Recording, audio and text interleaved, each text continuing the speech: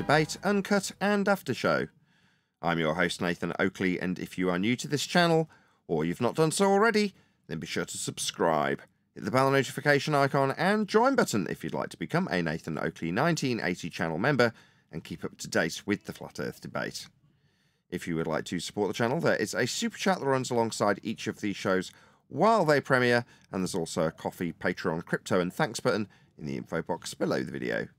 Speaking of Patreon, I'm going to do a quick shout out to all of you who do support me on Patreon. So, a massive shout of thanks and appreciation to Thomas van der Zander, Canna Bear, Gary Hughes, Measured Flat, Chris Wouters, Mr. Amish, Sensual Goat, Mitch Kennedy, Rod, the name's Burley, Todd Wazzle, Jason Hornsby, Christoph Fournier, Flat Earth Travolta, JMails24, Unimento, Iron26, Endless, Golden McKinnon, Retro Bill, Level Plain Poem, Michael Kahn, John Kays, Patrick Gunnels, Banter, Mel B. Styles, Hairy Blade, Mobile Max 777, Rob W., Del West Watson, Unbelievable Productions, Blue Ridge Ranger, Abraham Mohammed, Skeptic 936, Life is Short, Texas Mike, Uncut, David Wayne Foster, and Dank. So another massive thank you to all of you for supporting me on Patreon. Now I will hand over to whoever is in Discord and Google so you can enjoy their dulcet tones while I set up for today's live show. Well, here's the thing. You don't have to, Oh, wait, Nathan's here. Hello, Nathan. Hello. Hey, Nathan. Kind of just ninja sneaked in here. I'm in the kitchen. I'm not in front of the computer. Oh, good morning. How are everything's going? Very well. Okay. How are things Yeah, going you're in not Discord? in effect. What's that? Just Monday. back at you. Yeah, it's Monday. I was gonna say you're not an effective ninja with that ding dong from Skype or Hangouts. Yeah, blame Neil.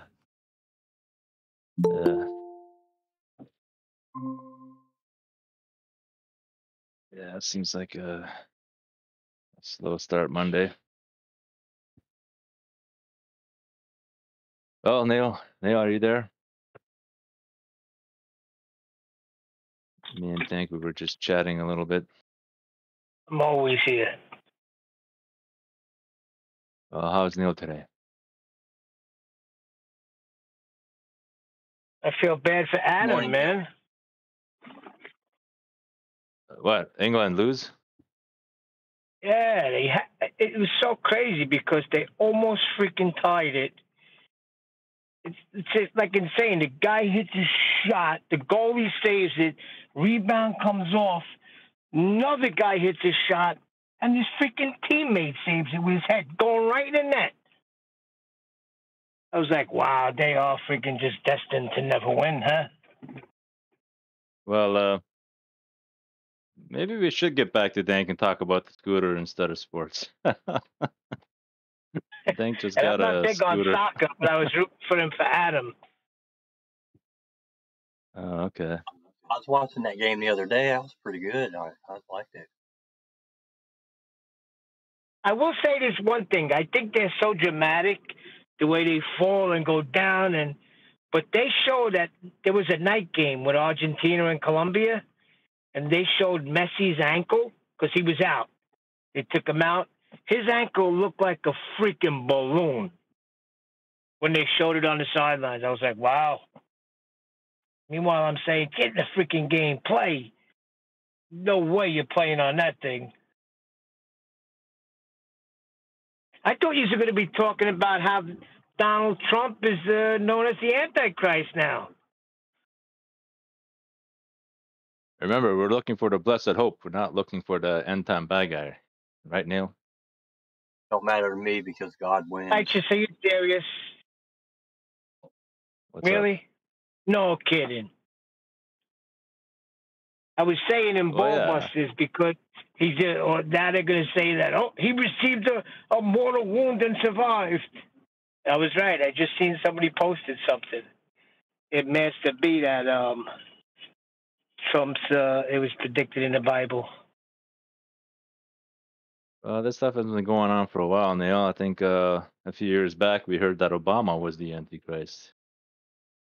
And Yeah, but we're talking specifically about when he receives a mortal wound and survives. Obama never received a mortal wound. And said they're going to link this to a mortal wound. Meanwhile, he got grazed in the ear. Just fanatics.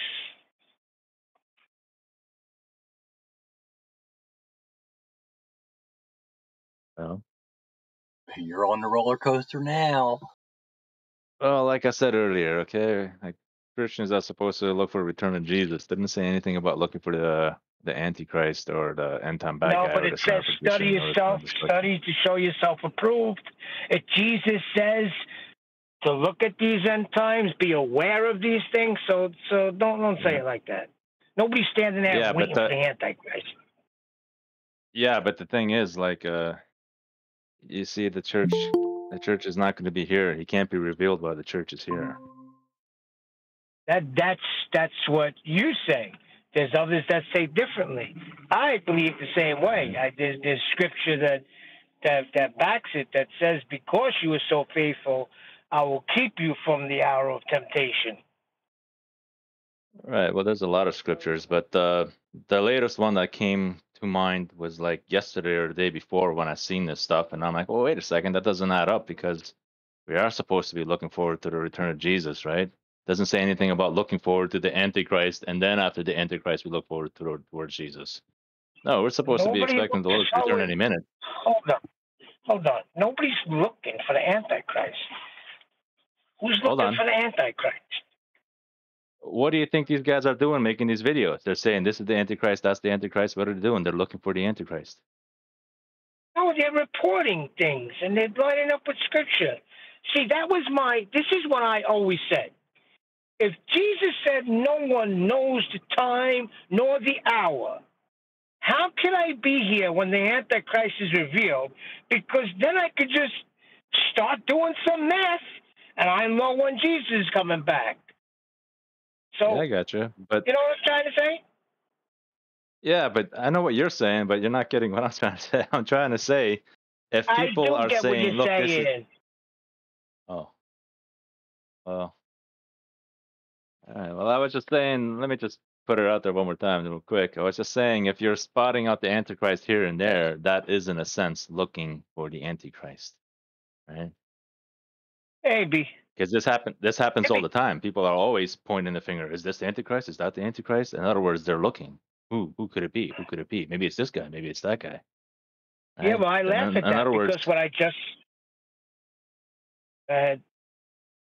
no, I was cutting you off. Go on. that's what I'm saying. I laugh at that because how?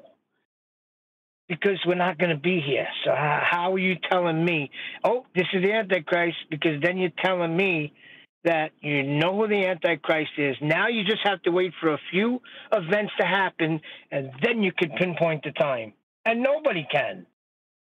So I think it's a fallacy to do that. Yeah, I gotcha. Yeah, no, that's like another argument, right? Like, because after like the Antichrist gets revealed and stuff like that, it's like you kind of got a countdown from there on, right? And Jesus won't surprise Yeah. anybody after that, so to say, right?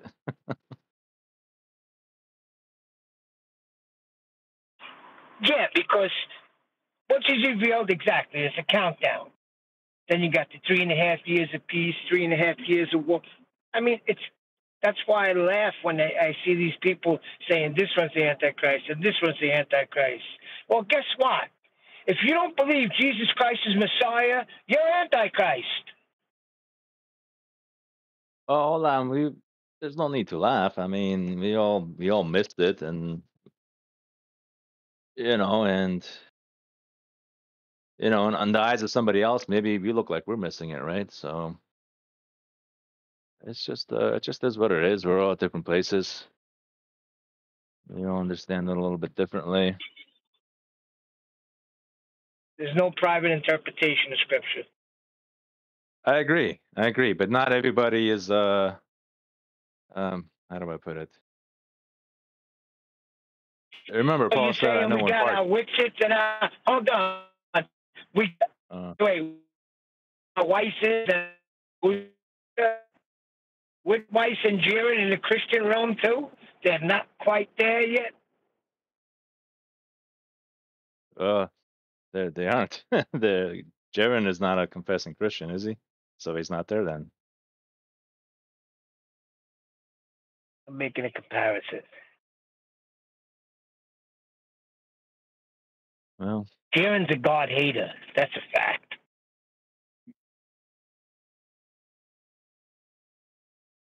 well, remember what Jesus said on the cross, right? What's new in Florida? What's that? Well, what do you want me? Okay, what did Jesus say on the cross? Forgive them, Father, for they know not what they do. Or Eli, lama sabachthani. Which one? He had a few. What they He do. had a few statements from the cross. Forgive them, for they know not what they do. Oh, there was a bunch of Jesus haters there on the cross, right? Did I tell you? Did I tell you that I played Jesus in a play? I had to do the whole cross scene. I don't recall at the moment. My brother and a few of the other guys, they were supposed to be the Roman guards, right? Leading me up the way and cracking me and hitting me. And I tell you what,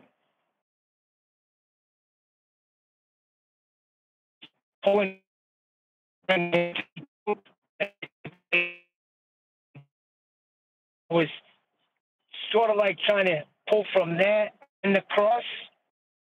I did such a great performance that the whole cast was breaking down. My brother's sitting there crying, and he's supposed to be a Roman soldier. I'm looking at him like, would you get with it?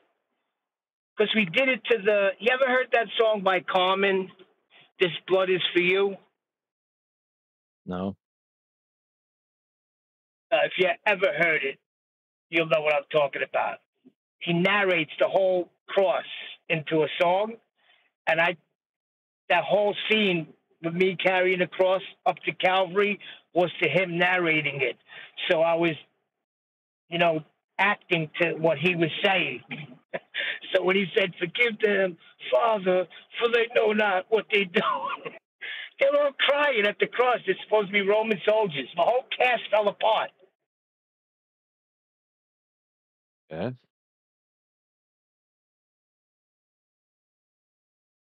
I know you're like this, Righteous. I prayed the night before. I said, Jesus, I want this to be powerful, and I want this to impact people when they run to the altar and get saved. And so I believe God gave me the ability to portray it, and the whole church went forward to receive the Lord. Now, I don't know where they are now, but it was powerful. All right, well, that's good. That's glory to God in Jesus' name, not glory to Neil, right? When did you? Yeah, I got you. Righteous, you annoy me when I talk to you. Talk about that. Nathan, are you there? Just having some fun, Neil. Have you got a video lined up for today? Maybe this going to Antarctica to prove flat Earth YouTube. It says potential review video. Is that you that posted that? Yeah, there's a few more. I was just wondering which one you fancied. There's about 4 to choose from. Okay, what are the other options then? Well, that particular one is on a podcast which I think has about 80,000 subscribers, and that video is only a few days old and has, I think it was 11,000 views, which is pretty good considering the subject. So I think it's on a normie podcast. We don't usually cover flat Earth. The one was Mick West on a podcast which was very recent, had a lot of views as well. Talking about technology, and another like a similar sort of science communicator on a podcast talking nonsense. That was quite funny though. I sent a screenshot of that. Type in aliens into YouTube. That's the Mick West so that's one, free right? there. Yeah, yeah, that's the Mick West one. It might be one more.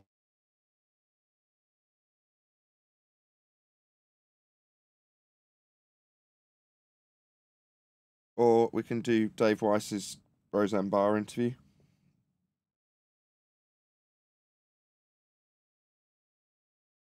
I say do that.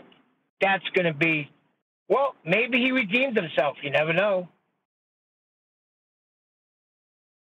The other one was the Law Lodge on kind of like a normie podcast talking about flat Earth, what he'd learned and discovered, and his recent venture into the topic.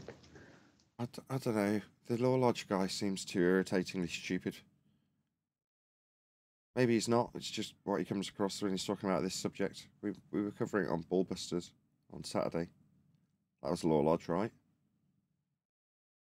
Yeah. I guess David Weiss might get you more views yourself as well. Which one's got the best information to critique? I mean, you pick. If I was going to pick, I'd probably pick the going to Antarctica to prove a flat Earth. That would be probably my first choice. That's where the pastor, he lays down affirm the consequent fallacy to the normies on the podcast. And they just nod along. He does it pretty early on, though. Although it's quite a long video, all the information he needs straight out of the gate. Okay, should we do that one?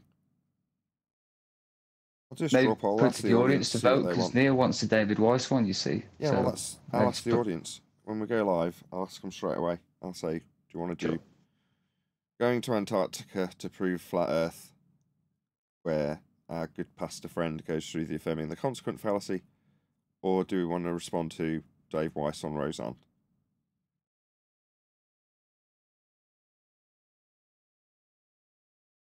Let them pick.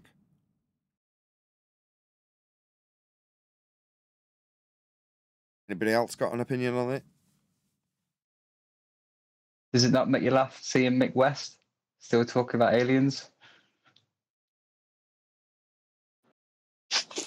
I just caught this Level Earth Observer's latest video. It's got Jaron in there with his accusations. You're probably not going to like that video, Nathan. Why? What did he say? Jaron's he's blaming you for I don't know, some situation. I don't know. Jaron Let's is listen to calling you a that. scammer. He's calling you I a just scammer. caught that. Sorry. Yeah, I just caught that. He was calling Level Earth Observer and Nathan liars and shills. It was a pretty good response from Leo. Come again. He's calling myself and Leo shills. Yep. Because Oh, the usual reasons. I'm sure you've heard it before from Jaron. yeah, fill me in.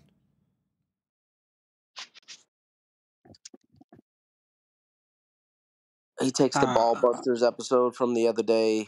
We're attacking. He seems to be saying we're attacking our own side, and anything that you've gotten as far as like negative, I don't know, suppressed views or whatever, it's your own fault.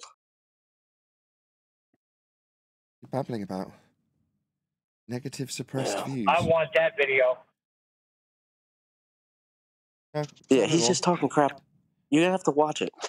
Yeah, I'm not intending to. I'd just rather you guys filled me in.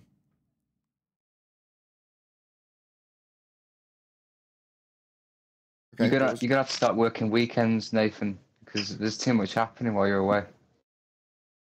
Nah. This is nothing new. So It's the same old story. FED bad, FED causing dissension instead of uniting, but we don't unite with Feast of Nonsense.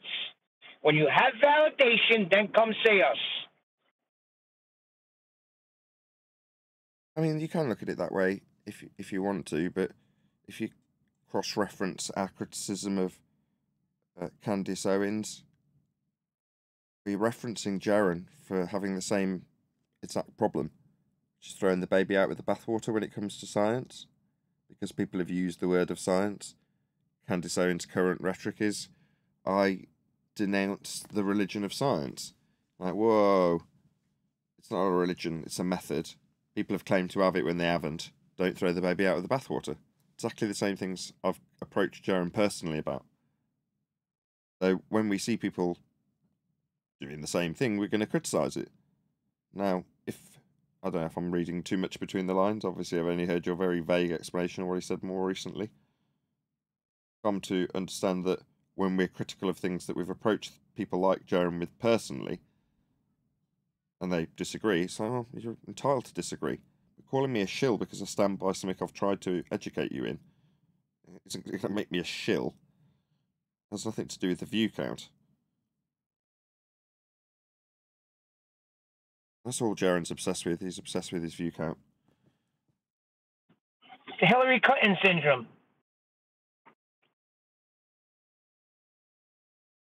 Me, I'm more concerned with my revenue than my view count, if I'm honest. But again, a bit crass. That's brilliant. Now you'll have people saying Nathan's only in it for the money. He knows the Earth is a globe. I am only here for the money. This is a job. No, I'm saying they say that you know it's a globe because, you know, they caught you in a conversation with Anthony Riley saying it's perfect globe proof. Yeah, they can never actually substantiate what that is, though. So contextually, you present a screenshot that I've sent to Anthony Riley about a conversation we had at St. Bees in a camper van whilst photographing lighthouses. And me saying, don't publish it, they'll just use it as globe proof, got condensed down to a screenshot where I say, this will be used as the perfect globe proof or something like that. But they just see the words perfect globe proof and go, Nathan knows it's a globe. Okay, fine. If you're going to suggest that that message, without any context, proves that I know Earth's spherical and that there is some sort of perfect globe proof out there, what is it? Go on, tell us what it is. Now, I know that I'm telling Anthony not to release a 1 pixel flashing in a night that you can't see anything in the image. It's too dark. That was the image that he was intending or threatening to release. And I was saying, don't. They'll just use it as globe proof. So when they don't offer anything, when they say Nathan knows it's flat because here's a screenshot that Cat Earth took, you're like, okay, what is the proof then? You're saying the words perfect globe proof, okay? Doesn't really give you much without context, but obviously you know what this perfect globe proof is. What is it? So, you don't know, do you? Now, even if they did know, it's this piece of evidence that we filmed at St. Bees of a lighthouse 30 miles away flashing, but there's just 1 pixel. We can see it with our naked eye, clearer than you can in the imagery. But what use is it? Anyway. People want to believe that some opponent of theirs somehow hints at suggesting they're on their side. Their cognitive bias kicks in and they're like, oh, this affirms my belief. Because their belief is that I'm lying about this. That's what they want to believe. No, he's just lying. No, well, hold on. What about the evidence? What about the standards we actually lay down? It's just whether or not I, as an individual, believe that Earth is a sphere. If I did turn around and say it's a sphere tomorrow, nothing would change. Me as one individual saying it's a sphere. Does that mean anything? No. Standards of evidence prove that it's a sphere if you add them. But you don't. That's the point.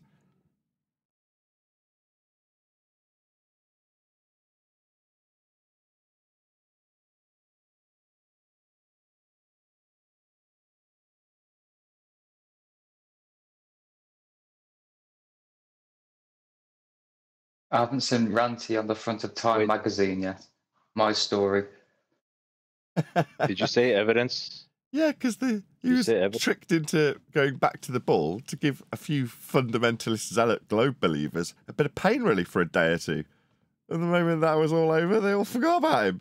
Obviously. Now he's given up on his YouTube career completely. Hasn't posted anything for donkeys. And the last things he did post were about Amber Heard. You know, and he was getting hundreds of thousands of views on Amber Heard videos. And then nothing.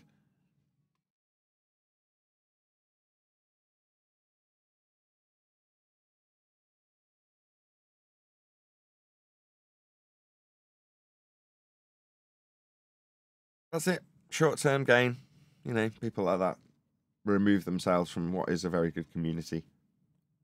And then decide, I don't know, these others that have been telling me I'm an idiot for the last 3 years, I'll be friends with them. They seem really nice. And then I'll disappear. Yeah. Occasionally you get these rumblings from the Globe side where they talk about what goes on in the Discord servers, where there's bullying and general abuse and people are really vicious to each other, and if you don't toe the line then you get in trouble. You're like, oh, it sounds horrible. That's what it takes to be an anti-flatty, does it? Toeing the line in some horrible, degenerate Discord server. Oh, how lovely for you. I don't have to suffer that.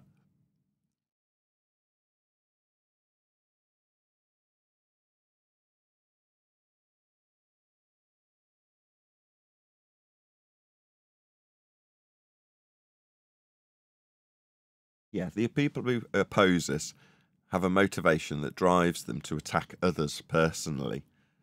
Attack their families, their livelihoods, things like that. Not the arguments, not the position. That scares them. The people, on the other hand, are just individuals to be conquered. And what conquering them will reaffirm your sphere belief in their mind? Yeah, it will. If they'd only just shut up about Flat Earth, it would all go away.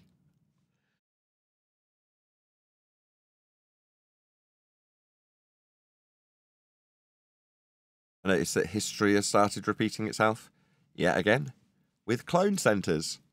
People now think that there's clones out there, just like they did 10 years ago when I first arrived in this subject. Much to my irritation. Less so the second time around. You're like, wow, history really does repeat itself. They've introduced the next, generation of flat earthers into the subject 10 years down the line, having dealt with us in the best way that they can, suppress us to the bottom of the lists and promote anti-flat earthers in our place, making it very profitable to oppose the subject. Then you get a whole new wave of them. And what are they all introduced to? Oh, well, obviously, by the leaders of the last 10 years, Dave Weiss and Jaren, they're going to be introduced to Ether and True Earthism, under the banner of Flat Earth, of course. And then they'll get introduced to clone centres, maybe a bit of 9/11, bit of chemtrails. History repeats itself. Piece of nonsense followed by every fringe conspiracy that's nonsensical that you can imagine. Slapped straight on the side of Flat Earth. Sometimes with Flat Earth on the title. I would say the chemtrail stuff is, well, there's some pretty good stuff there. It's just not related to the subject, is it? I mean, that's the thin end of the wedge. At the other end, It's of the related wedge, in the you've got sense that Mandela effect and clone centres. Chemtrails. I would say is it's just the thin end related of in the the wedge. I would say it's related in the sense of like how we're misled, right? That's what connects all these things together. Once people see they're misled in one area, they see they're misled in another area, and it's like a chain reaction. Yeah, Like checking out where else have we been misled. Yeah, and the opposition narrative that is imposed on Flat Earth, as opposed to the fact that Earth is measured flat, aligns with that ability for people to panic and want an alternative and find the excitement and joy in the mysticism, or the joy and excitement in the conspiracy that it's led to be when you come to the subject. Well, it's the conspiracy of Flat Earth. Or perhaps it's a psyop of Flat Earth. All of this kind of crap is how it's packaged when you first get here. I mean, I get you, but in my early Epi days, when the algorithm was great, it just kept giving me all this stuff I wanted, and what the thing I wanted was actually trying to figure out how it actually works. Now I understand it. Yeah. Like you wanted what I wanted. I wanted that. I wanted what we give the audience now. I wanted it 10 years ago. I remember searching and finding plenty of Flat Earth. Plenty of people talking about how they found out Earth might be flat, and then talking about Mandela effect, or finding out Earth might be flat, but look, what about your chakras? What about your internal energy? What about your vibrations? Now let's look at this star that's vibrating in a jar and speculate about what the sky is. I was just met with endless swathes of garbage nonsense backed by nothing, with the title Flat Earth above it. And then a lot of straw men arguments that were actually purveyed by people who got some popularity in the subject, punting feast of nonsense. Yeah, I gotcha. There's a lot of stuff to navigate out there, and it seems like it's always going to be like that. But yeah, I kind of get what you're saying too. Yeah, but they're tied in together. It seems like you can't separate them really.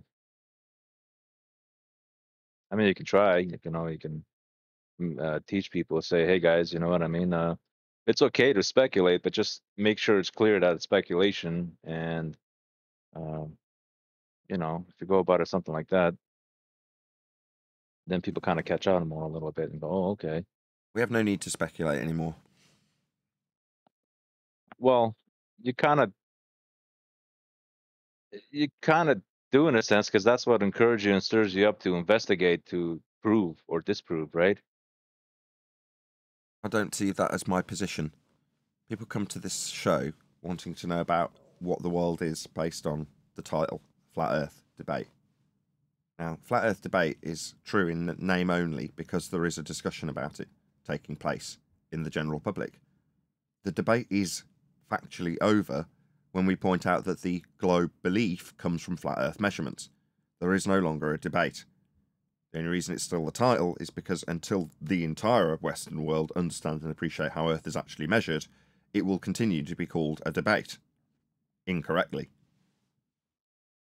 I got you. You got your way that you want to go about it, right? But I understand what you're trying to drive through. Show people there's it's flat. also other people that have I just more think, what did debate. I want? What did I want when I was searching and searching and searching 10 years ago? And coming across more and more conspiracy, getting more and more frustrated. What did I want? I wanted what we provide now. That's what I wanted. 10 years later, I've got it to offer. I want to give it out. That's it. That's all I want to do. And nobody you can do wants that. it. I'm not saying you can't do that. I'm just I saying wasn't there's asking your permission. Yeah, right. Nathan, the funny thing is nobody wants it. No, That's you'd the be sad surprised. thing. No, that's wrong. I've got a loyal and increasing subscriber and view count, Neil. If you want to apply the Jaron standard, as we were talking about it earlier, I do pay attention to it because it makes direct influence on my income. Now, if you want to say, well, that's all you're here for, well, that's what most people do work for. Some people love their jobs, some people do not.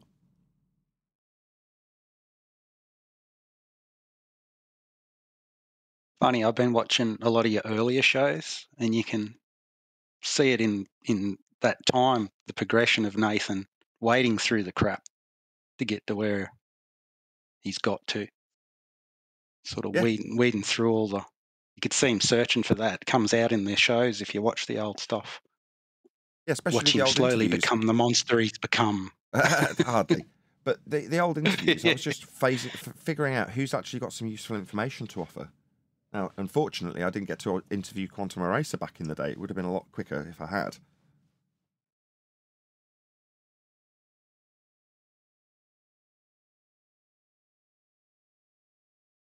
Most people that were useful back then had anecdotal experience that led them to the impression that Earth was flat. It affirmed their belief strongly. That's what most people had to offer, me included. I could talk about being a rep and flying all over the world and looking out the back window at how flat it was. Well, that is one man's anecdotal account, and there was lots of them that defied globe rhetoric and could be shown in mathematical terms to defy globe rhetoric. But there was never a silver bullet. All through the times I was doing the interviews, I was still looking up the subject and trying to find it. What is that one thing? And it came after a lot of research. It came after a lot of investigation, a lot of debate. Well, I'm very proud of where we are now and what we've got to offer. Now, Neil's saying nobody wants it. It's not true. Nobody can find it. That's different.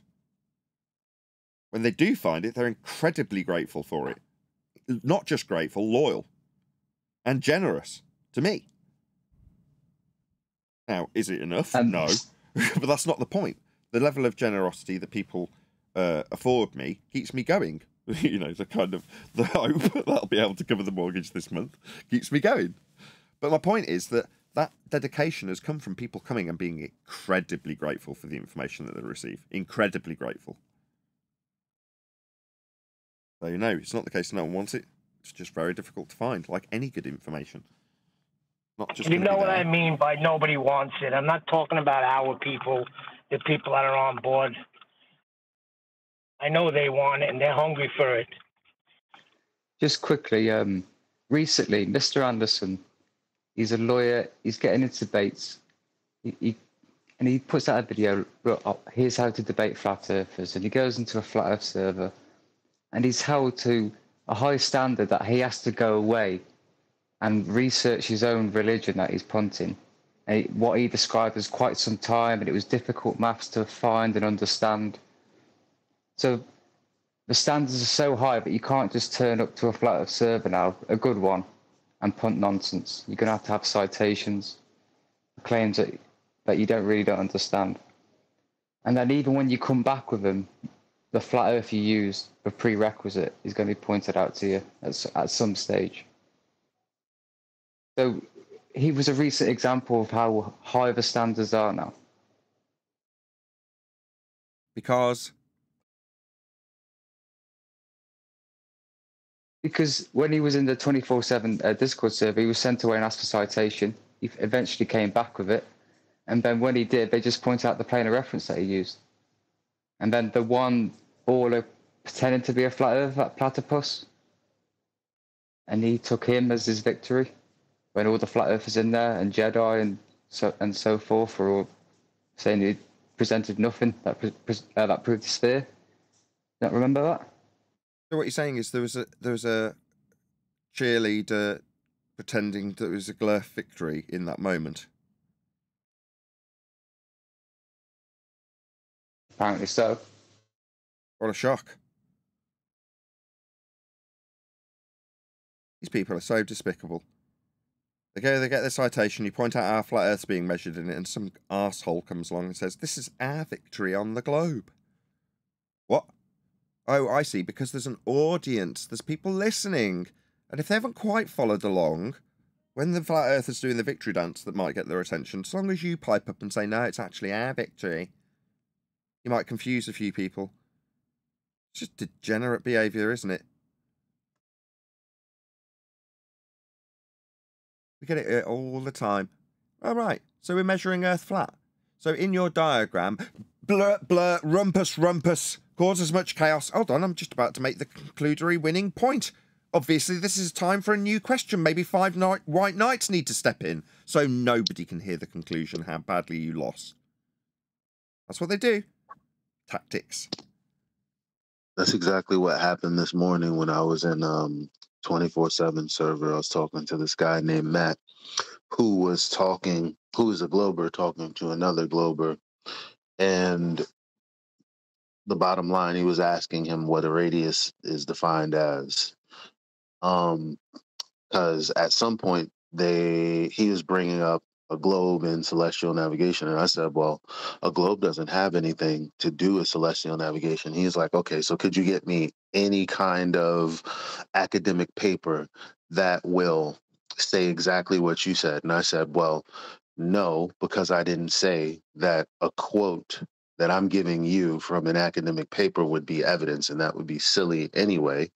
But actually, I'm just going to go ahead and prove that elevation angles to Polaris need and require a flat plane, which I did get the citations for. Now, the 30 minutes in between just getting that simple message out, he spoke through it the entire time.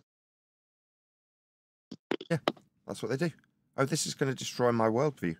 I know I'll talk through every last word you say that's going to contradict my globe position. And then when you've finished, because no one's heard it, I'll take it as a victory. You haven't proven anything, I'll say. Well, you haven't because no one heard it, because I talked the entire time. Aren't I clever? Maybe if I can get the person who's trying to get this message across as irritated as possible, I can then demonize them. Take that as my victory. That's what they do.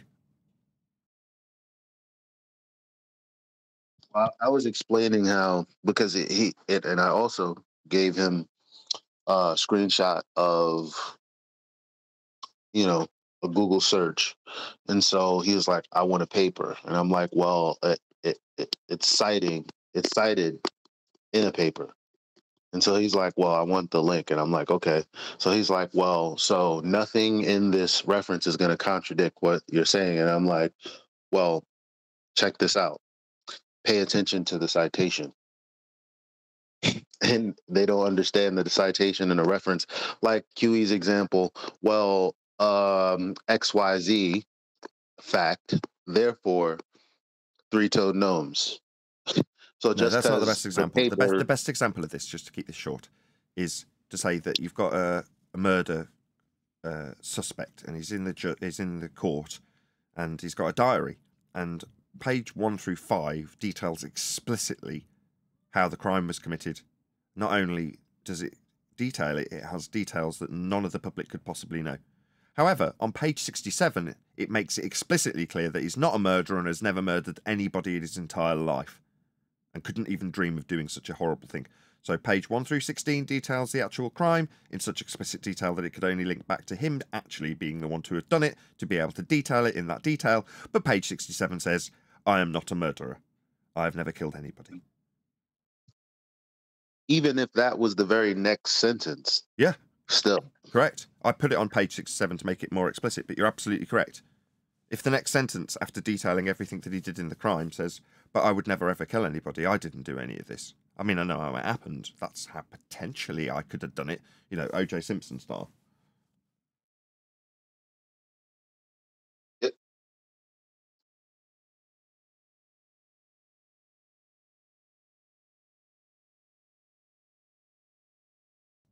Good morning, folks. Let's get it on. Good afternoon. Oh, such an enthusiastic start. Well, it's very good to be here. How do you feel? How do you feel like it went on Friday at the politics Discord server? Each time we go, it gets more and more subdued. My favorite. It's the content we have. My favorite comments are when they are repetitions of comments and criticisms that we get here in, we'll call it our server. But over there, I'm a guest. I'm not running the show in that regard. It's not my server. I don't run the rules or set the rules or have any say in the rules. I'm a guest. So I've got to mind my P's and Q's, thank the moderators for having us there, all those sorts of things. But then when you get the comments about echo chambers and controlling mute buttons and all this sort of stuff, you're like, hello? It's not my server. I'm a guest there. That's the point. But yet, the decline of interaction from ballers has followed the exact same pattern. It's just now there's no bullshit about boycotts or any of that crap that we used to get from our own server. Oh, we'll boycott them because we're unfairly treated. All right, are you unfairly treated in a genuinely unbiased, neutral platform that I don't have control of? Oh, well, you'll still accuse me of it, won't you? While you all slowly fade into the total obscurity that you have done over on that server while we are in attendance. Nobody wanted to deal with us. And why is that? Is it because of control the mute button? So yeah, with that in mind, how does everybody think it's going over on Politics Discord server?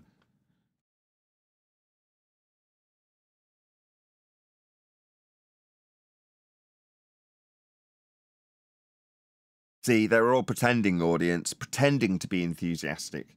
Lead them with a gem like that and they all go completely silent. No one comes off mute. No one's interacting with me. No one's enthused to start the Monday the way it should be. Yeah, they all seemed so keen, didn't they? Please share the show. I'm sure There's a lot of ballers. It does. Sorry. There's a lot of ballers in there a lot of the time, but they seem to clear out 10 minutes before your show starts. Shocking. You've got them all running. Yeah, and as I say, I'm running my show from a different server for that very reason. Anyway, check it out. It's, for whatever reason, maybe it's the thumbnails I pick. I just pick, like, various animals fighting to represent the politics server shows. So if you see a thumbnail that's got an FED number on it, and it's got 2 bears fighting, or 2 cockroaches fighting, or whatever it is I put on next, maybe I should change that. Rats fighting, yeah, that was the last one. But yeah, those are the shows. So typically speaking, over the course of however long we've been doing them now, since the beginning of the year, periodically at first, but more frequently in recent history, they are the ones that get the most interaction from the ballers, i.e. the most flat earth debate, I was saying in the pre-show that the show title is true in name only. Until the entirety of the Western world is converted to the understanding and knowledge that Earth is measured flat, the, in quotes, debate will continue, as in people will perceive that there is one. In reality, there isn't. The moment we concede that we understand how the globe comes to fruition from flat Earth measurements, there is no longer debate to have. But we will keep peddling that message, and I peddle it each time we get into that server, which is to say, my purpose in continuing to be here will be to tell the server that is someone that isn't our server when we're preaching to the converted, a group of effectively unknowns. Obviously, we know the moderators quite well now, or at least one of them, AJ, who does also join the Flat Earth debate server periodically. But there we go. Our message is to say move forward on the front foot as a flat earther. Now, it's come to my attention, although I didn't know this over the weekend, that both myself and Level Earth Observer have come under criticism for being shills. I don't know, I haven't watched the video in this regard. But for being critical of our own side when it comes to things like understanding of the scientific methodology that has been hijacked to claim things like a globe. When we criticise people like Candice Owens for throwing the baby out with the bathwater when they decry science as being a religion, when in reality the people who have used the words of science never had it to begin with. They were hijacking the empiricism that is offered by science. Therefore, to throw science under the bus would be doing a disservice to an empirical methodology. It's also doing a disservice for the reasoning that they've stolen that terminology, like theory, experiment, science itself.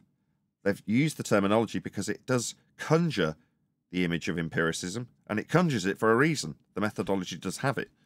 Now, we have been critical of our own side, who still to this day, 10 years down the line of this subject, don't understand the how of the globe deception. They can tell the audience till they're blue in the face how the globe doesn't work, but they can't explain how we were deceived into being on a globe. And that is what we explain when we go through the methodology of science and the scientific method, that is physics, to show why they have used this magic trick to convince you of things that they have no empiricism for. That would be just so stories about lights in the sky, under the banner of science, which it isn't. So for that reason, even though I've not watched these videos that I've been told about in the pre-show, it's worth doing a quick response for anybody who's watching and going, I wonder if he'll respond to what Jaron had said about him and Level Earth Observer being presumably scammers, frauds, whatever it is that Jaron's currently saying about us. Interesting that only after literally in the last week reaching back out to him to answer questions about fallacy construction, specifically because he's about to go down and affirm the consequent for the second time after his first Netflix disaster. Perhaps he feels like that is in need of defence, therefore calling me a shill will overcome the fact that he hadn't actually recognised the affirming the consequent fallacy that I had to explain to him recently via Skype. Nevertheless, Jaron's decided that that requires me to be called a scammer again. God only knows why. Maybe Jaron is intimidated by me. It's the only conclusion I can now draw. How sad. I don't know when you're going to learn, Nathan. He's not worth the time. He's not worth the effort. Just keep doing what we're doing. You seem Let to think... him go the way he's going to go. You've misinterpreted this by saying he's not worth the time. No, perhaps not. Perhaps Jaron as an individual is not worth my effort. I would agree. However, what Jaron does and represents, and the embarrassment potential that he can and has caused, are worth my attention. That is to say that if Jaron is not made aware of the affirming the consequent fallacy used by the good pastor taking them all to Antarctica, then what's he going to do? Fall victim of it again like he did with Netflix? No, that caused a great deal of embarrassment for me as a flat earther personally. Whether or not Jaron is worth my time is irrelevant. The embarrassment he can cause us all is palpable, even now. So I would prefer to get in touch with this individual and point out where the person taking him to Antarctica merely has an affirming the consequent fallacy to punt, under the banner of science and experimentation, end quote. It isn't. Now, you'd think 10 years down the line of me attempting to explain what science is, therefore undermining this experiment, somebody using the exact same bleeding magic trick to affirm the consequent, that's formulate a logical fallacy. That's worth knowing if you're going to fall victim of it and make every flat earther look like an idiot like they did with Netflix. Now, I would prefer that didn't happen, regardless of my liking of somebody, Neil. Whether or not I like the man is irrelevant. He can cause us great harm, can't he? Through embarrassment and inability to understand fallacy. Yeah, but he's not going to listen to a word you say. He's not going to listen to anything you say, Nathan. It's hard not to, Neil. You have to understand that some of the arguments that we put out into the arena of flat Earth discussion are parroted to the point where we have heard in years gone by how irritating it is to hear these winning arguments punted by the people who actually go out and debate, when they're repetitions of arguments that have come from flat Earth debate. How irritating it is for these people who go out talking about ether to hear winning arguments parroted by people that haven't listened to them and parroted garbage. Yeah, that irritates them, doesn't it, Neil? We've heard all about how our winning arguments, when they are making their way through the actual field of argumentation, through the enemy, destroying them, that irritates them, doesn't it, Neil? How would this be any different? Well, I'll get my irritation for the embarrassment that they'll suffer if they don't pay attention to the affirming the consequent fallacy they're all guilty of, if they don't recognise the experiment that it isn't, like they didn't last time. Well, last time I only got to tell them after the fact, much to their irritation, where they banished me from their community that they have taken ownership of with new age garbage. Well, in this instance, people will listen. Who's off mute? Put yourself on mute, whoever that is. I'm trying to rant here. Ruining my audio. Yeah. The irritation was put to the Globe Busters team after the fact, after Netflix, explaining the affirming the consequent with gyro compasses and pendulums. This time, it's with antipodal positioning. Now, this time, I'm not going to be as cowardly as to sit in the sidelines, wait and see what happens, hope for the best, and then be embarrassed to be a flat earther after the fact. This time, I can do it in advance. It's just an affirming the consequent formal logical fallacy. If we assume Earth is a sphere with antipodal positioning, then we will observe 24-hour sun in the Antarctic region. We observe 24-hour sun in the Antarctic region, therefore my antipodal global assumption is true. That's it. That's all this is. Same as Netflix. Shocking, isn't it? It's just this time it's slightly more egregious and obvious what we've been telling these people for years, because it's under the banner of an experiment. Again! Now, if this doesn't embarrass them after the fact when people take note, they prick their ears up. No, he told you in advance, didn't he? Yeah, it did. So if they suffer the embarrassment this time, what will I do? Turn around and tell you I told you so? No, I'll detach myself further, won't I? Yes, we already knew before it happened, didn't we? It was obvious to us. Now, the funny thing is, I don't want to rewrite history. Not saying anybody here is, but I want to remember Whitsitt in the moments that he debated alongside me and maybe a lot of you out there, where he called Globers out for affirming the consequent. I wonder what he feels about this. I have no idea, nor do I care. All I know is that the people who are going down to Antarctica need to be made acutely aware of the fallacy that's being employed. That is to say, they assume antipodal assumptions. You go out towards the horizon with the sky above you and the ground below you, on a horizontal plane of reference in a direction that can only be flat. And when you arrive, having traversed the flat plane towards the horizon with navigation systems that require Earth to be measured and navigated flat, you assume that you are antipodal from where you began. Then you can affirm that something you see in the sky confirms your antipodal positioning system that you hadn't utilised to get there, that you hadn't observed on the journey. That's how it works. It is that simple.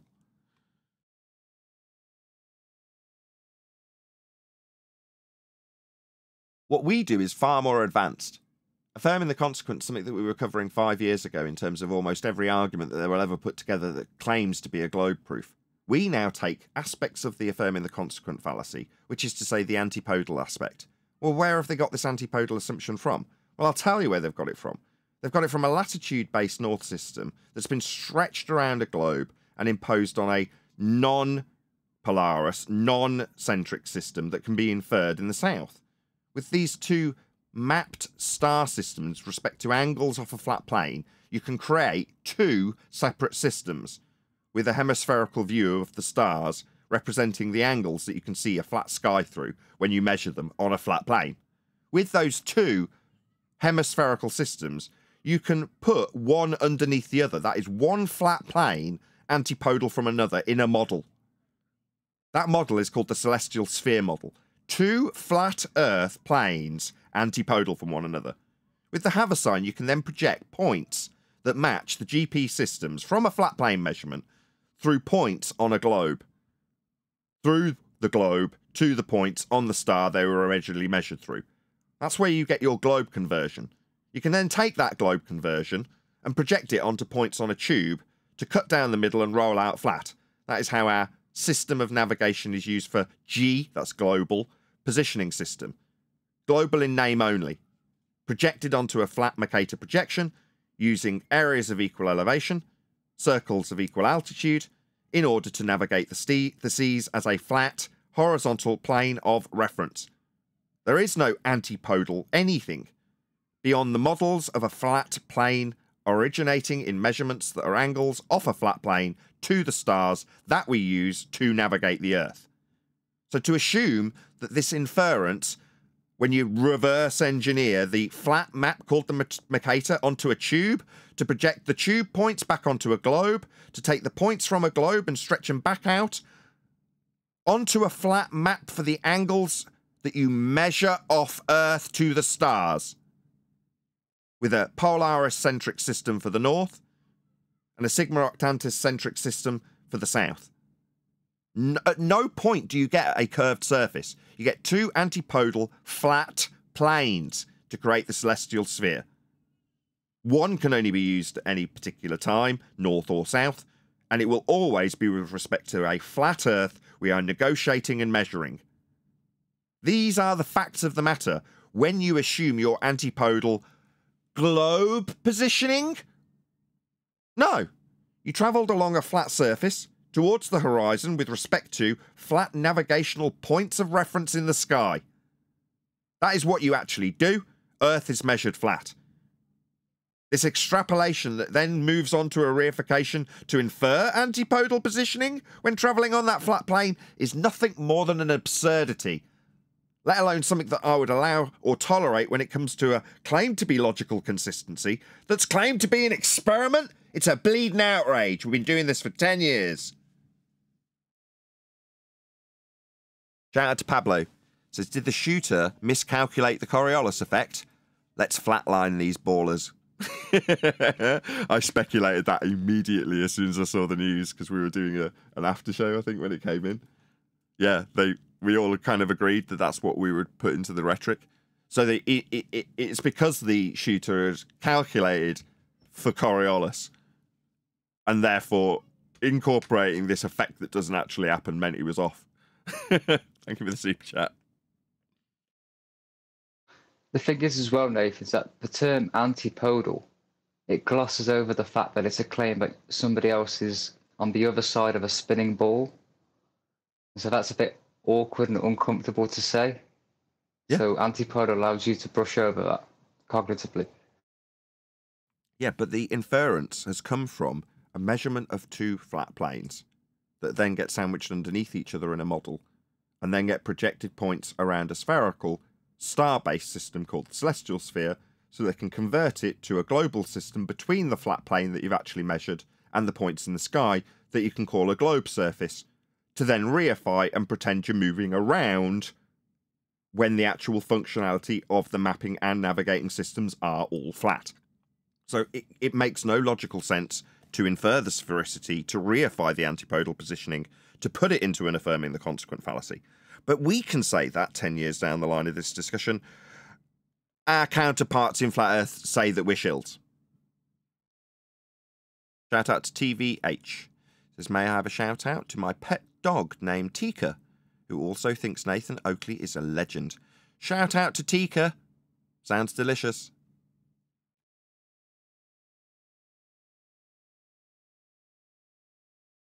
In Korea, maybe. Yum, yum, yum. I'll have two. Is that Indian food, tikka? Probably not. It's something we refer to here in England. But anyway, my eating a dog joke has obviously not garnered many laughs. Let's move on. We have actually got video to cover today. We had a choice. Do I still give the straw poll I was going to suggest to the audience, or do we just go with the one we were talking about, which is the Antarctic one? Yes, Antarctic. My question was, should I do a straw poll? Yeah, I guess give the audience the opportunity to pick. That would be nice.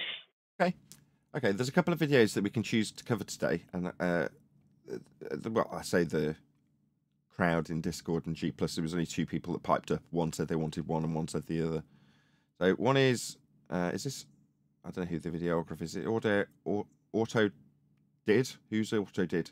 Anyway, we've got going to Antarctica to prove flat Earth, and we've got Roseanne Barr with David Weiss. So if you want us to cover Roseanne Barr with David Weiss, type a number 1 in the live stream chat. And if you would prefer that we covered, as we're on topic with it currently, it would be a very easy segue. The Going to Antarctica to Prove Flat Earth by Auto. What's the name of this channel? Let's just make this bigger. Autodidactic. There we go. So let us know in the chat. 1 for Roseanne Barr and Dave Weiss. 2 for Going to Antarctica. Let us know in the chat. Got mostly 2 so far. Wow, not much enthusiasm for Dave Weiss. Nathan. Go ahead. Okay, can I go ahead quickly? Sorry. Yeah, Can you hear me? go ahead. Okay, cool. Look, while we were talking about this whole Antarctica business that Jared and them are going down to, I was thinking it's not only that it's the globe model that they're reaffirming, right? It's also the map, the AE map that they're trying to reaffirm as well.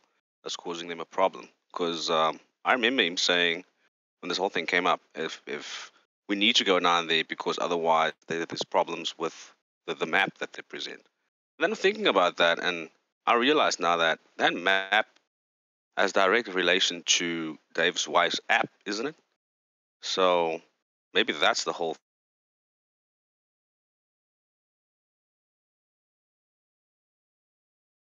You'll have to go through that again because I didn't really follow along. I was counting numbers in the live stream chat. Sorry about that. Honest. I can't do 2 things at once. No worries. I was counting the numbers. So far, it looks like we're covering Roseanne Barr. Now, my thing is, they are very much tied to their AE map.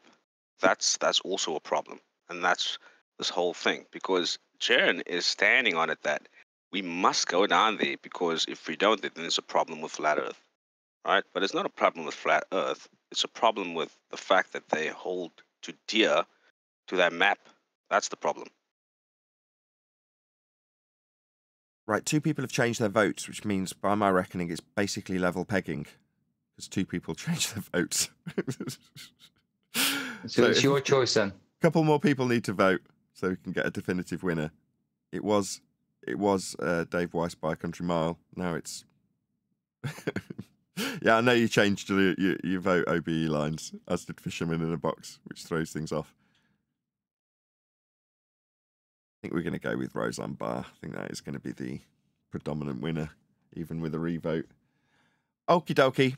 Right, yeah, we're going to cover Dave. We've covered a lot of Dave recently. Maybe this is why I'm being called a shill, because I'm nothing but critical of Dave.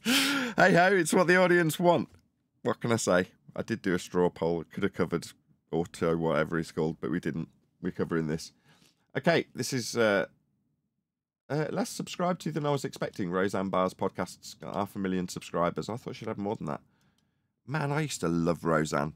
When I was growing up as a kid, watching the show called Roseanne, I loved that show. You like that white trash show? Yeah, it was absolutely ace. John Goodman. And I've forgotten the name of the actor, but the guy who went on to be in Big Bang Theory. With the curly hair. Yeah, that was a great show. Did you not like Roseanne? Couldn't stand it. Really? Why not?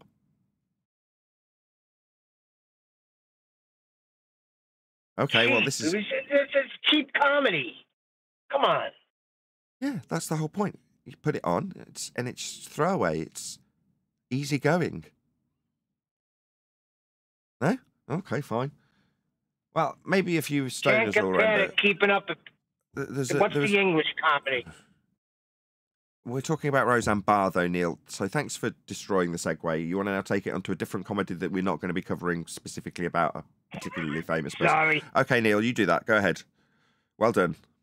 Well, way to read the room. No, okay. Neil just couldn't stand it. Anybody else got any opinion on Roseanne?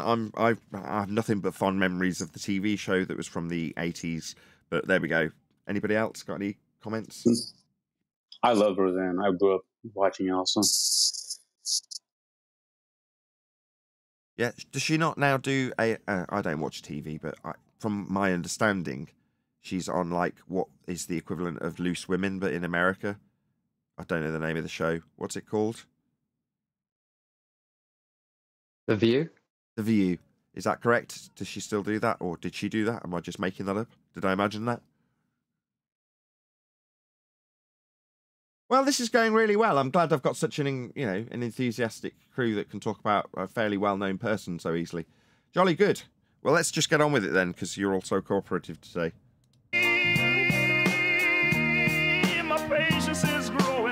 We're going to be talking about Flat Earth, and we have Flat Earth David Weiss as our guest. Hi, Flat Earth Dave.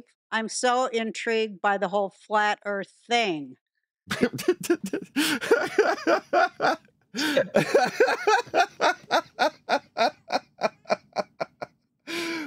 could she sound any more feigned? I am so... Hold on, what was the line again? Enthusiastic about the whole Flat Earth thing. I mean, could she give it any more of a flat effect? That was brilliant. Oh, I'm going to have to listen to that again just because it was so funny. Earth, and we have Flat Earth David Weiss as our guest. Hi, Flat Earth Dave. I'm so intrigued by the whole Flat Earth thing. You sound really enthusiastic about it, Roseanne. Yeah, I saw Eddie Bravo on your show, and you had this aha moment, and we clipped it, and it went kind of viral in the truth community. So that's how we ended up together here. Well, before we start, I wanted to just tell you a quick story about how you got me to take a big step in my truth career. Oh, cool. So I had a podcast years ago called Deep Inside the Rabbit Hole. And before that, I was doing a lot of truth telling and exposing things. And I was at a music. Has anybody watched this so we can skip past the general intro to FE? Is there a bit that we can get to that's juicy? Has anybody watched this before? If not, I'm just going to have to spin through and guess where we get to a juicy bit. No? Stage, and I was like, wow, she really doesn't hold back. And I was like, I'm not going to hold back anymore. So thank you. That's good. You're welcome. I don't think any of us should hold back as long as, we're not inciting anything bad or, sure, doing the things that we shouldn't be doing. But yeah, I agree. Don't hold back. If you know Earth's measured flat, tell everybody about it, regardless of their rejection of your stone cold silver bullet that you can offer them. When we're putting puzzle pieces together about what they're doing to us in our world, I mean, it is dangerous for sure to tell that kind of truth. But well, what truth would that be, Roseanne? Could you fill us in on your vague obscurity that you haven't really detailed? What would that be? Puzzle pieces? That doesn't really mean much. Talking very vaguely about nothing. We have to do it. We have to. Right. I kind of, I 100% have dedicated my life to this message. People that are listening right now, some of you are triggered. Some of you are very happy that I'm here, but I'm assuming there's a lot of people that are triggered. Why are you even talking about this subject? It's ridiculous. And that's what I said. When I first heard about I don't know about triggered. I mean, I'm just hopeful that you'll do a good job, Dave. it on my, I was doing a conspiracy podcast on all of the big events that had happened, and people started sending me flat earth stuff, and I would just delete, and then they kept sending it, and they posted things on my Facebook. I'm like, banned for life. I've heard the story, Tony. Lower some of that shoreline and the water will flow away because it needs to be contained. So the world is like a big pond. All of the oceans of the world, think of it as a pond. All of the continents, think of them as just islands. And what's containing our pond? Well, the highest land on Earth, by more than double the next average height of any continent, is Antarctica. Antarctica is more than double the height of any other continent on average. So Antarctica is the shoreline around our world. How the hell do you know that? Have you checked? I mean, on all the maps, it's an island, but now from island with high walls, yeah, I can buy that. I've seen pictures of high walls, high ice shelves. Okay, yeah, fine. Now I've got to take a leap of faith that it's, what, 80,000 miles in diameter? Why? Why have I got to take this leap of faith suddenly? Well, how do you explain when they go up in space and look down and the Earth is a globe? How is that any relevance to his claim that there's a 74,000 mile ice wall surrounding us to make us a pond? I mean, I don't really understand why that doesn't elicit some sort of response about, well, can you back that with any sort of evidence? Is that just been accepted? No, we're going to go straight to a space question. Yeah. So I bet he NASA, doesn't. Sorry, mate. Saying Nathan, he won't go to gas laws and entropy now. I bet you. Well, he's been asked, and I can't fault Dave in this situation. He's put something out there, which I don't agree with. He's got no evidence to back that beyond an azimuthal equidistant projection of a globe. That's it. That's where his inference come from. Okay? That's just a projection. That's a consequence of projecting a globe onto a circular single surface when it's come from an originally antipodal system of two flat planes with a perspective view of various stars. Well, okay. I don't really understand how that would ever take us to an inference of an outside edge ice wall that's literally tens of thousands of miles wide and long and wrapping around all of us, when there is no such thing to be observed. Nobody's shown this. We've just seen high walls of high shelves in Antarctica. That's it. But like I say, now we're on to a space question. I reckon now he'll say, not Flat Earth Dave will say something like, well, you know, you won't be able to see the full Earth from space because, you know, you've got to go. He'll go into the globe realm now, I think. admits they don't have any photos of Earth. They say they're all put together in composite. The one picture that showed up was called on everyone's iPhone when the iPhones came out was called the Blue Marble. And Robert Simon, who's a NASA visual artist, explained. I mean, we're still dealing with stuff from 2016 then, basically, aren't we? We're on a massive podcast and we're not leading on the front foot going, yeah, Earth's measured flat. That's all the maps are made. That's how we navigate. That's how we build things on Earth. That's how we measure the elevations of everything with respect to everything else. It's all referenced flat. No, what are we talking about? There are no photos from space. There is no space to take photos from. So if you're going to be asking about photos that come from a region that doesn't exist, point out there's no region there. She might as well have said, what about all these photos of Aslan from Narnia? She just laughed. There is no Narnia. What are you talking about? Yeah, but we've got all these photos of the lion.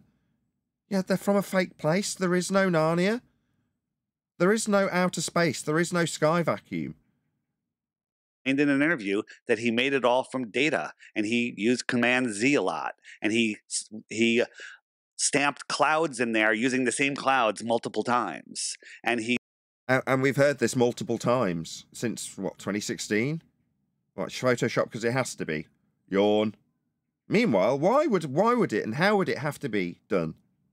Well, okay, we got the how of Photoshop, but how did they trick you into believing it was real? Well, by pretending that there's a second law of thermodynamics sky vacuum above your head to take these images from. He literally made it in Photoshop, and he admits it.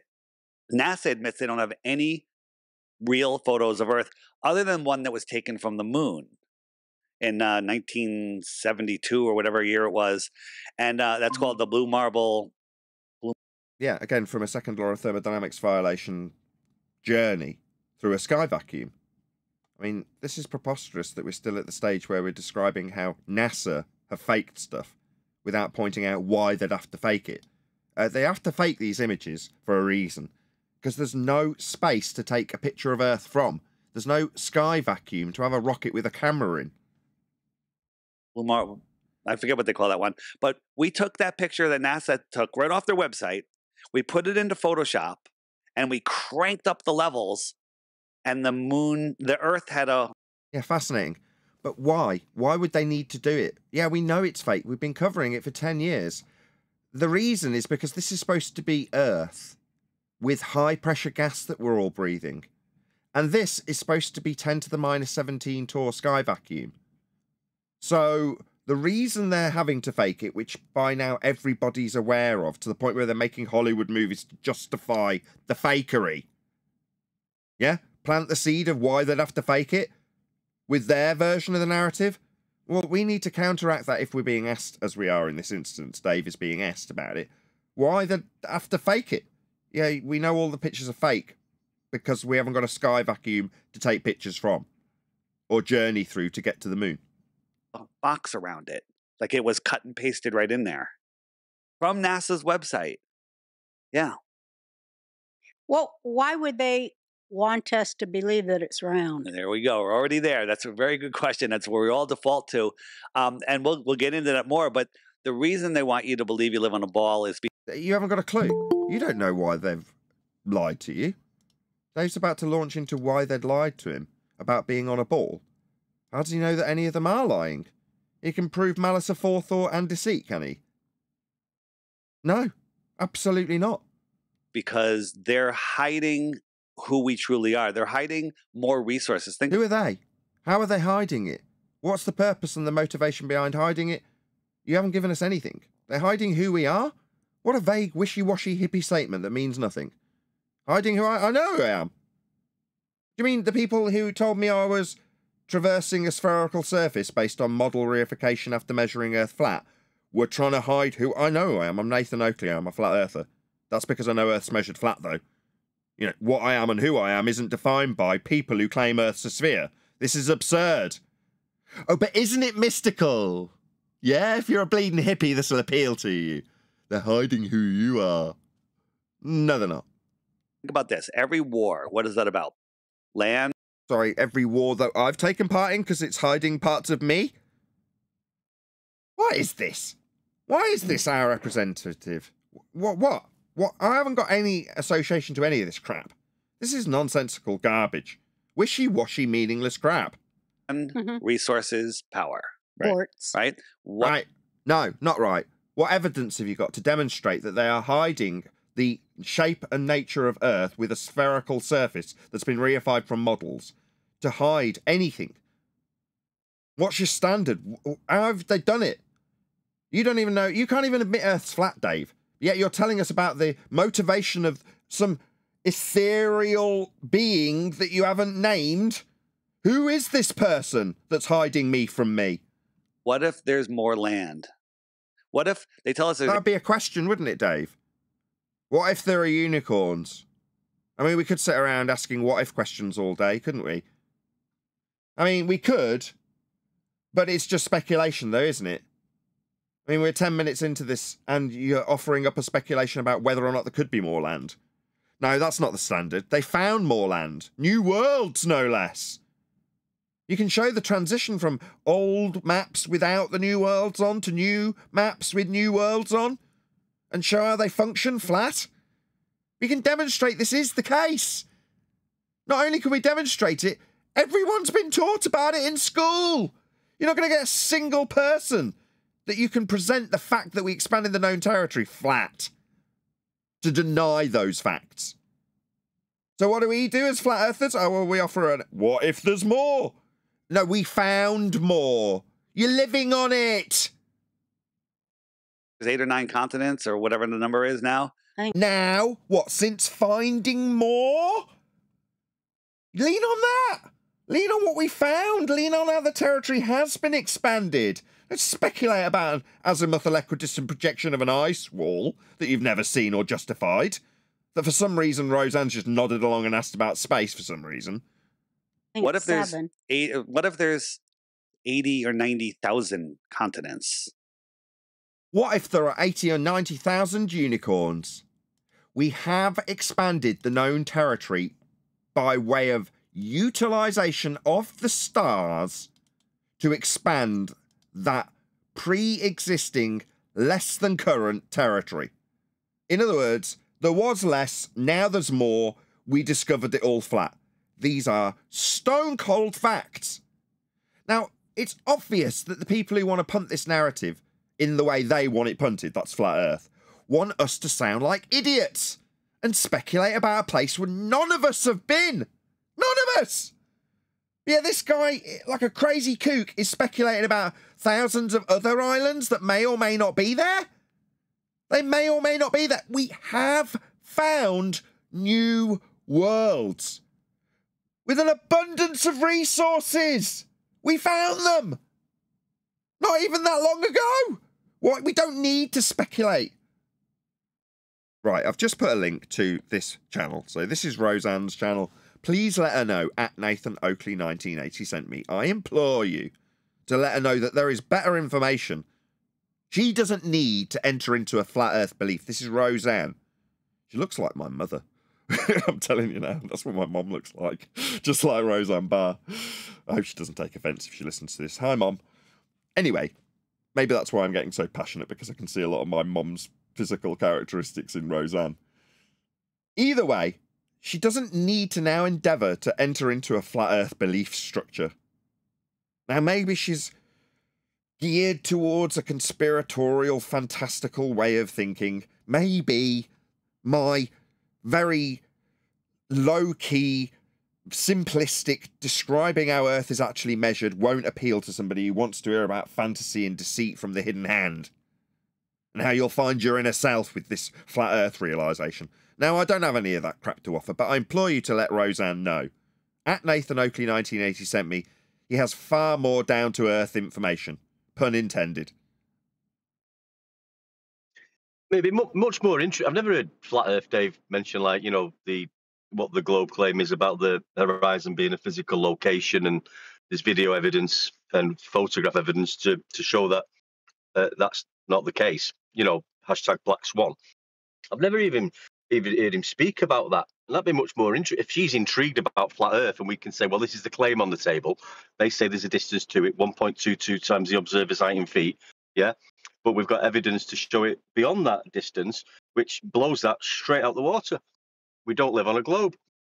I mean, they don't want does he not know the Black They don't Swan? want that. They want to fantastical recycle. stuff. They want to recycle what has been around since the birth of the Feast of Nonsense for us as a wave of flat earthers. For people like Dave, all the people that came around at the same time, me, Eric, Dave came a little bit later.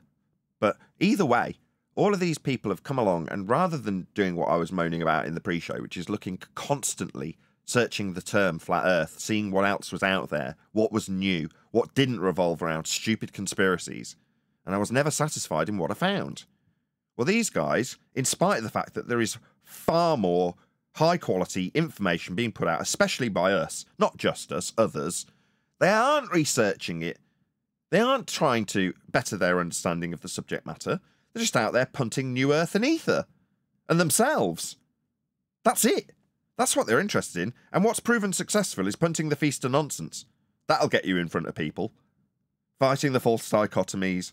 Talking about how the globe don't work. Talking about how NASA don't work. That's what the people want. So they're offering that because it's proven successful. Well, yeah, it's promoted algorithmically.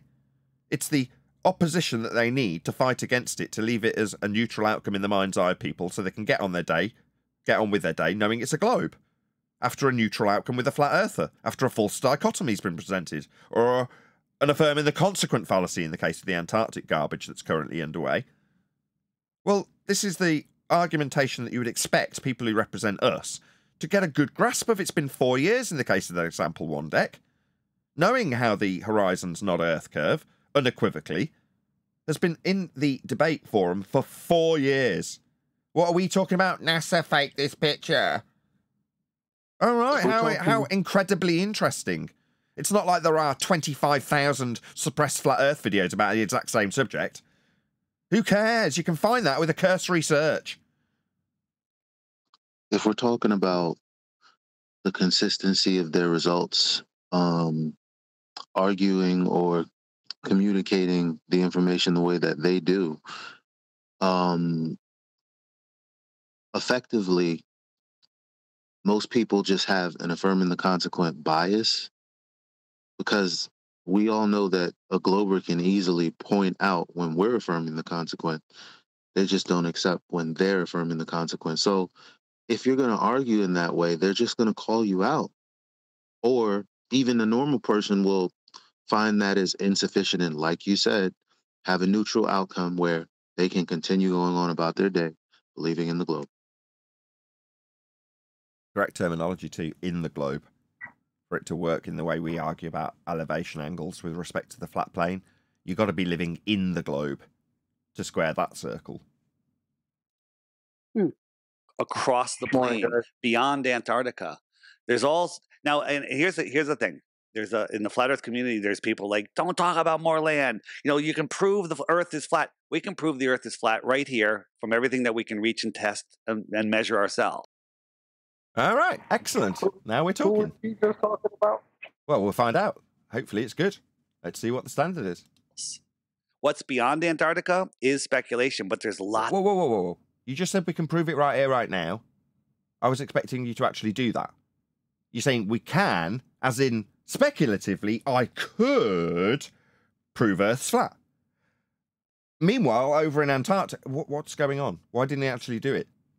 Lots of evidence that there's more land beyond the shoreline of Antarctica. So I could prove it's flat, but what I'll do is bullshit about something I've got no idea about. I can tease you with he's a snake oil salesman, isn't he? I could prove it's flat, but what I'll give you in the meantime is an Antarctic speculation about more land. You can have that instead, because I could prove it's flat. But speculating about Antarctica is better. Yeah, So but you're that's saying Roseanne's that- fault. No, it's not. Why didn't she ask a follow-up question? How can you prove that it's flat to me? Because people don't know how to ask questions like that. Because again, they think differently. They're not using logic in the way that they're calling out fallacies.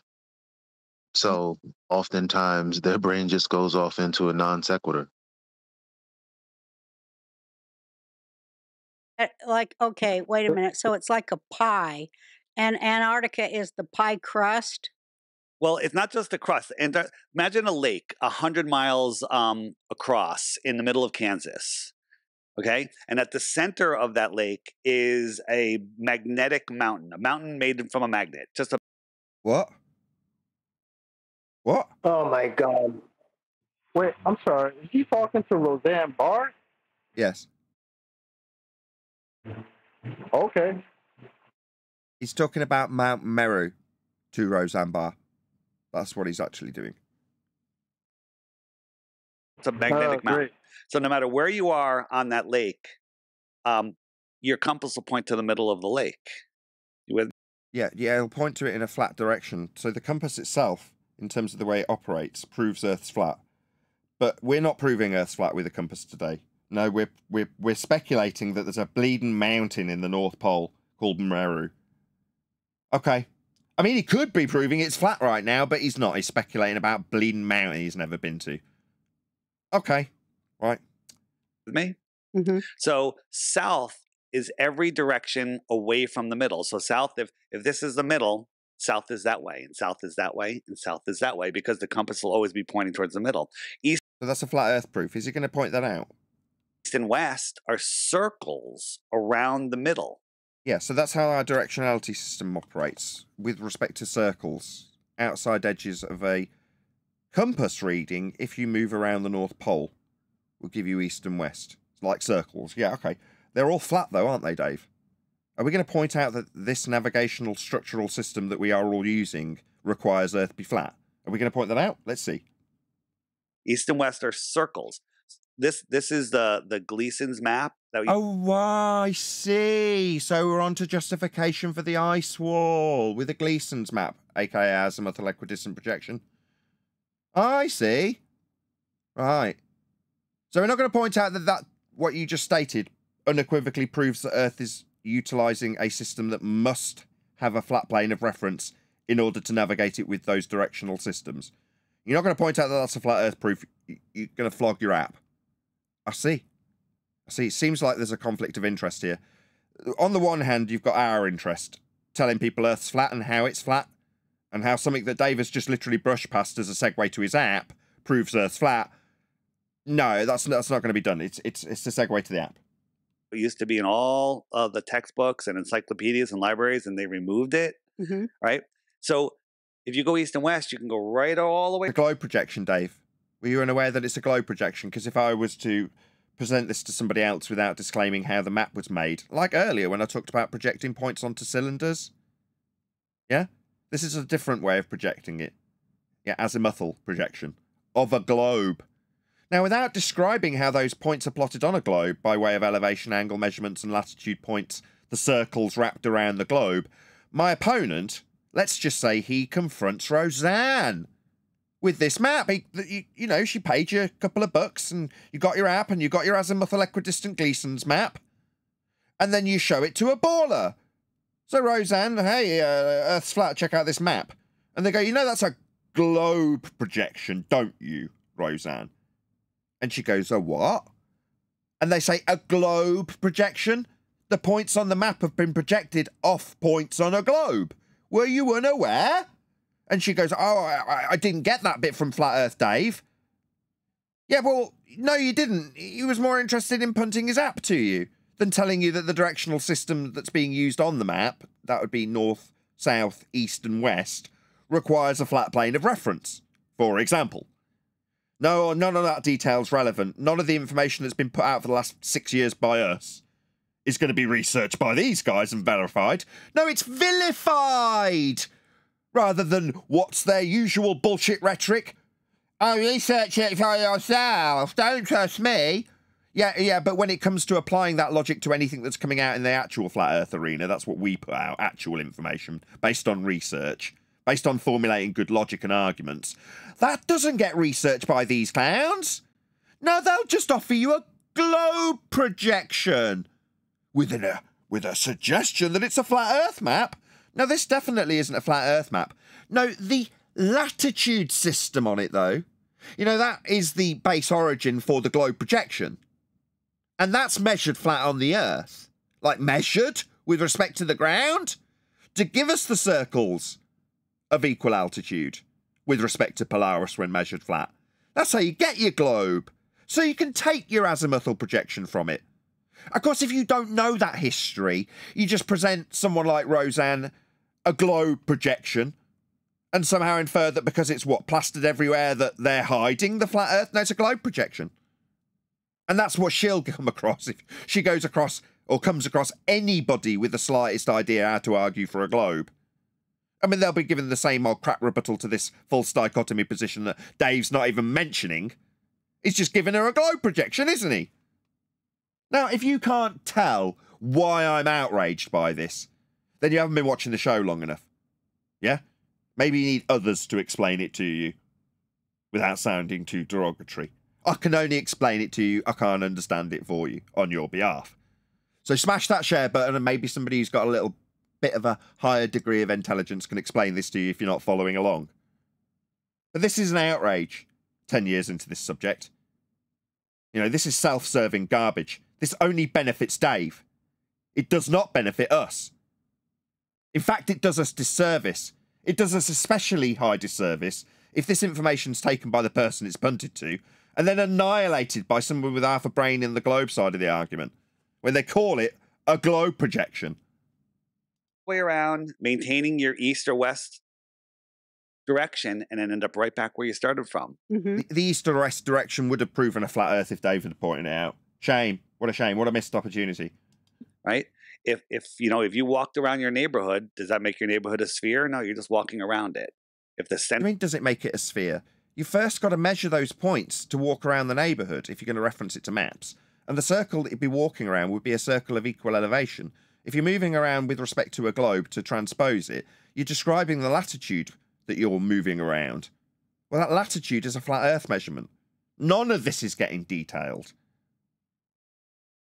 If your neighborhood was the North Pole, the compass would point to the north. Right. No, it makes sense. But what comes? So you need to point out how that system of elevation angle measurements off a flat Earth. Number one, prove Earth is measured flat, because those are the circles on these maps.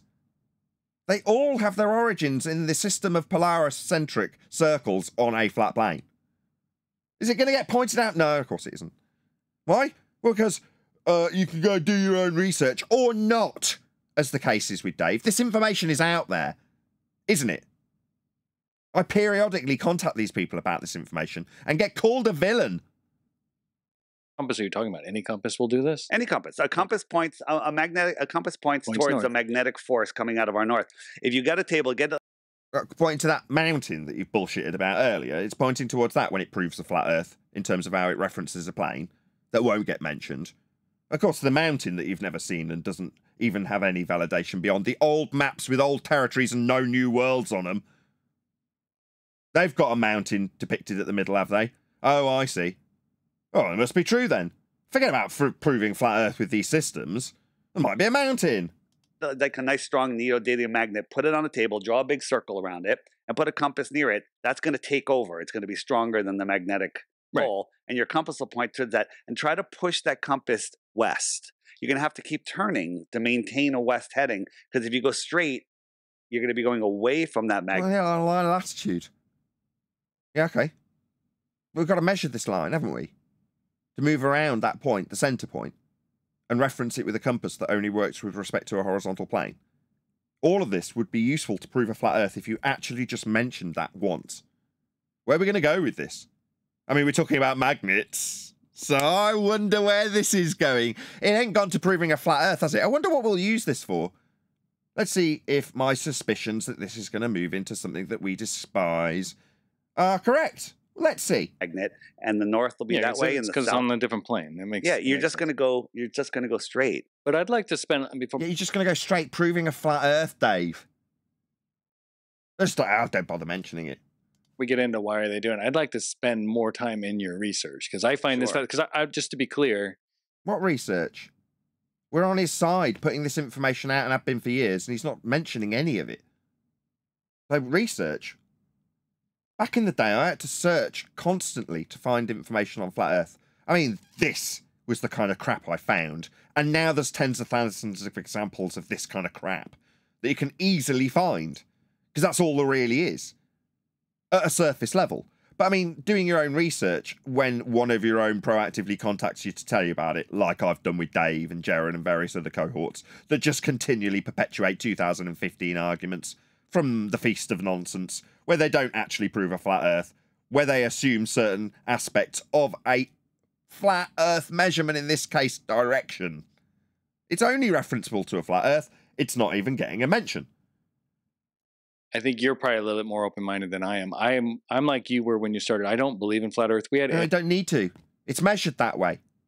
I'd shove that right down your throat the moment you mentioned belief. What do you mean belief? Eddie Bravo on. Yep. I love Eddie. It was a great episode, but he's the one that gave me your number. We've been trying to book this for a long time, but I think flat Earth is absolutely crazy. So really? Yeah, that's because you're exposed to people like Dave who talk about Mount Meru and ice walls. So I sympathise. The man in front of you has just talked complete nonsense for the last 5 minutes, hasn't he? So you think it's crazy? Yeah, it really upsets me when people have that attitude, and I know why. Because it sounds crazy, doesn't it, mate? Mount Meru and ice walls? This all sounds very bonkers. Meanwhile, we map and build on and navigate Earth flat with measurements. See how crazy I sound when I tell you those facts? Or maybe when you tell me that it is still crazy in spite of those factual data points that are measured flat being pointed out to you, you'll appeal to some global measurement that I take you to the flat Earth origins from within. Maybe you'll say it sounds crazy then. No, you won't, because it's just facts. It's just matter of fact when it's measurements of Earth and how they get turned into your sphere belief. Those sorts of things are impossible to laugh at. You can cry about them, maybe. But when some numpty clown starts telling you about mountains at the North Pole and ice walls at the edge, then you can say it's crazy. Justifiably so.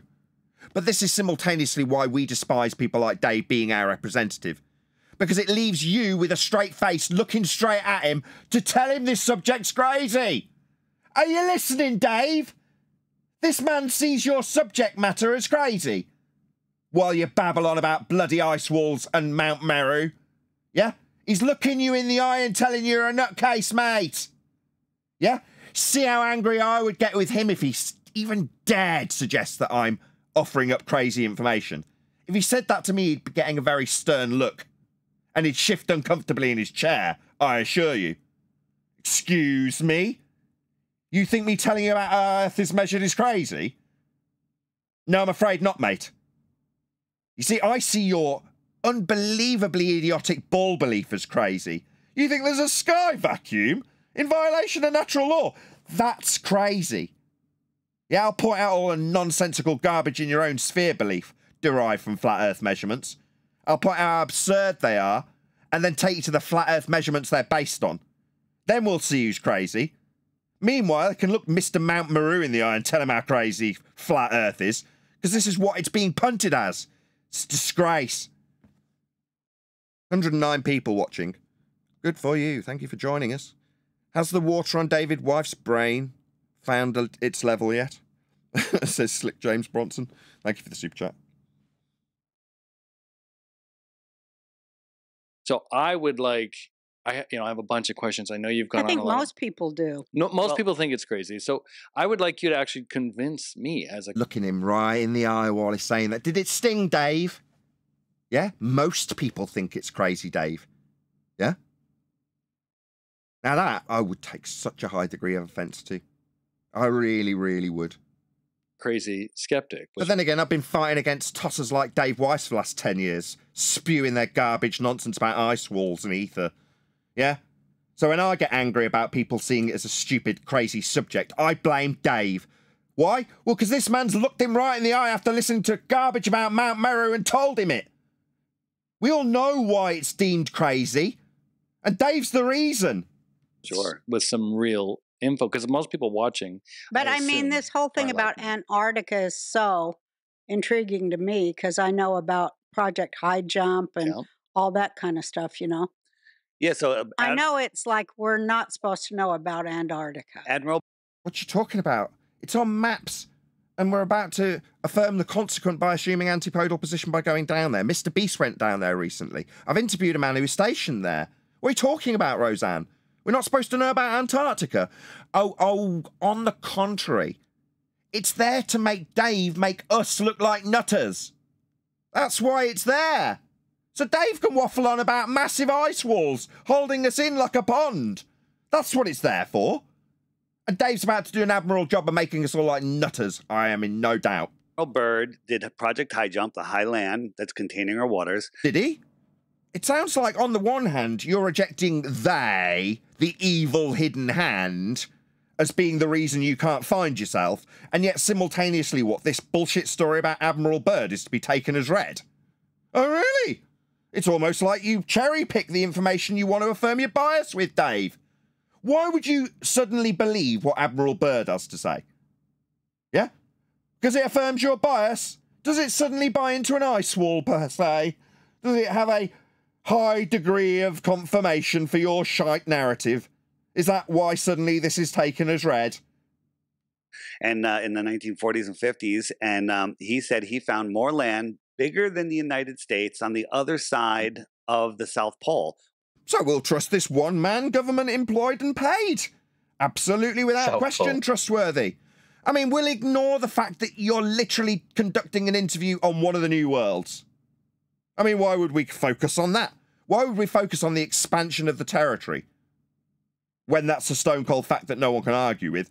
When one man in the 40s went on the chronologicoscope and started talking about how there's extra land that we haven't found and is purely speculative, and Dave is now the arbiter of this government narrative. I mean, simultaneously, the government narrative about how we must Photoshop pictures from a sky vacuum, oh, obviously that's a complete hoax. Look, we found how big a hoax it was. And did you look into the Admiral Byrd hoax? Oh, you've never heard of it? Oh, this is only to be taken literally. I see. So the Admiral Byrd hoax doesn't appeal to you then? Yeah, this is to be taken as read, of course, ladies and gentlemen. Well, that would be, from where he went from, that would be like near Australia or Africa. You think they would notice a continent the size of the United States? Do you think they noticed Australia? I mean, it could be that it wasn't always on the maps. I mean, it's not like we found new worlds or anything. When we traversed the territory flat and navigated it flat and measured angles to stars to find our way home flat and used those angles to triangulate our position flat on flat maps. I mean, it's not like we could actually use this to prove Earth's flat or anything. But we could definitely speculate about a story that starts with them all in existence. Maybe we could stop calling them new worlds. Maybe we could stop calling the even more recent ones third world countries. I think that would be very telling if we called them third worlds and new worlds. I think we should call them developing countries. Then no one will focus about how we expanded the territory in our very recent history, where we formerly had flat maps with a certain amount of land on, and then we found more land, more worlds. Hooray! Oh, no. Worlds are those things up in the lights in the sky, aren't they? Those are the worlds. Yeah, not the resourceful and abundant territories that we are living on and colonising. No, those aren't the new worlds. The soil's all in the sky. And he said there's also warmer lands there, which doesn't make any sense. Definitely to be trusted. He said there was warm worlds in Antarctica. Says the nutcase who believes in Maru. Warm worlds in Antarctica, eh, nutcase? I wonder why he thinks flat Earth is crazy. I mean, there's no telling, really. It could be anything. What's that? Carry on with your warm worlds in Antarctica, Dave. You carry on. And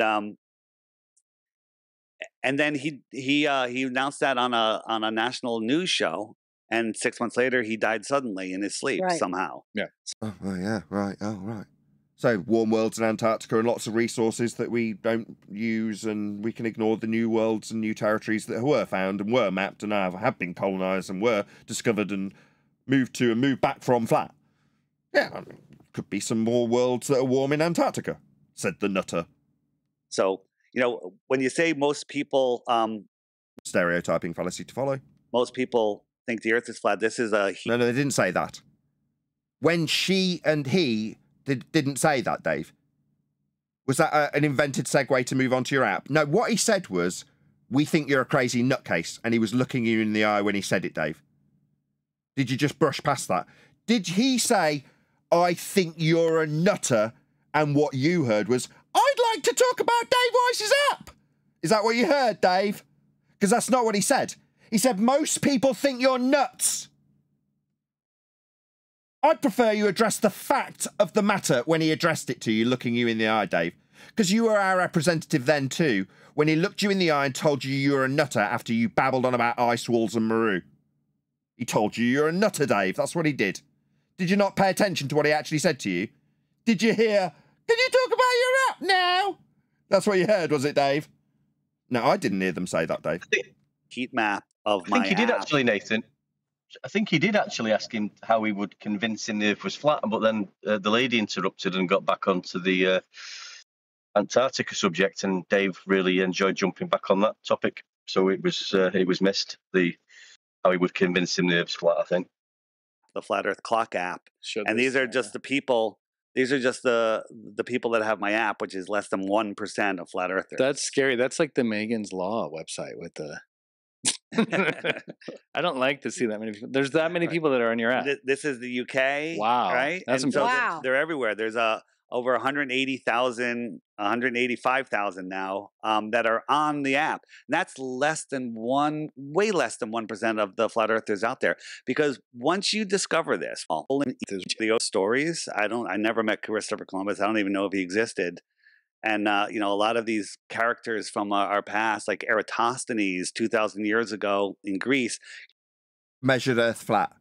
Let's see if Dave gets onto Eratosthenes' angle off a flat Earth measurement. Let's see how well he does with this. He did a sticks and shadows experiment.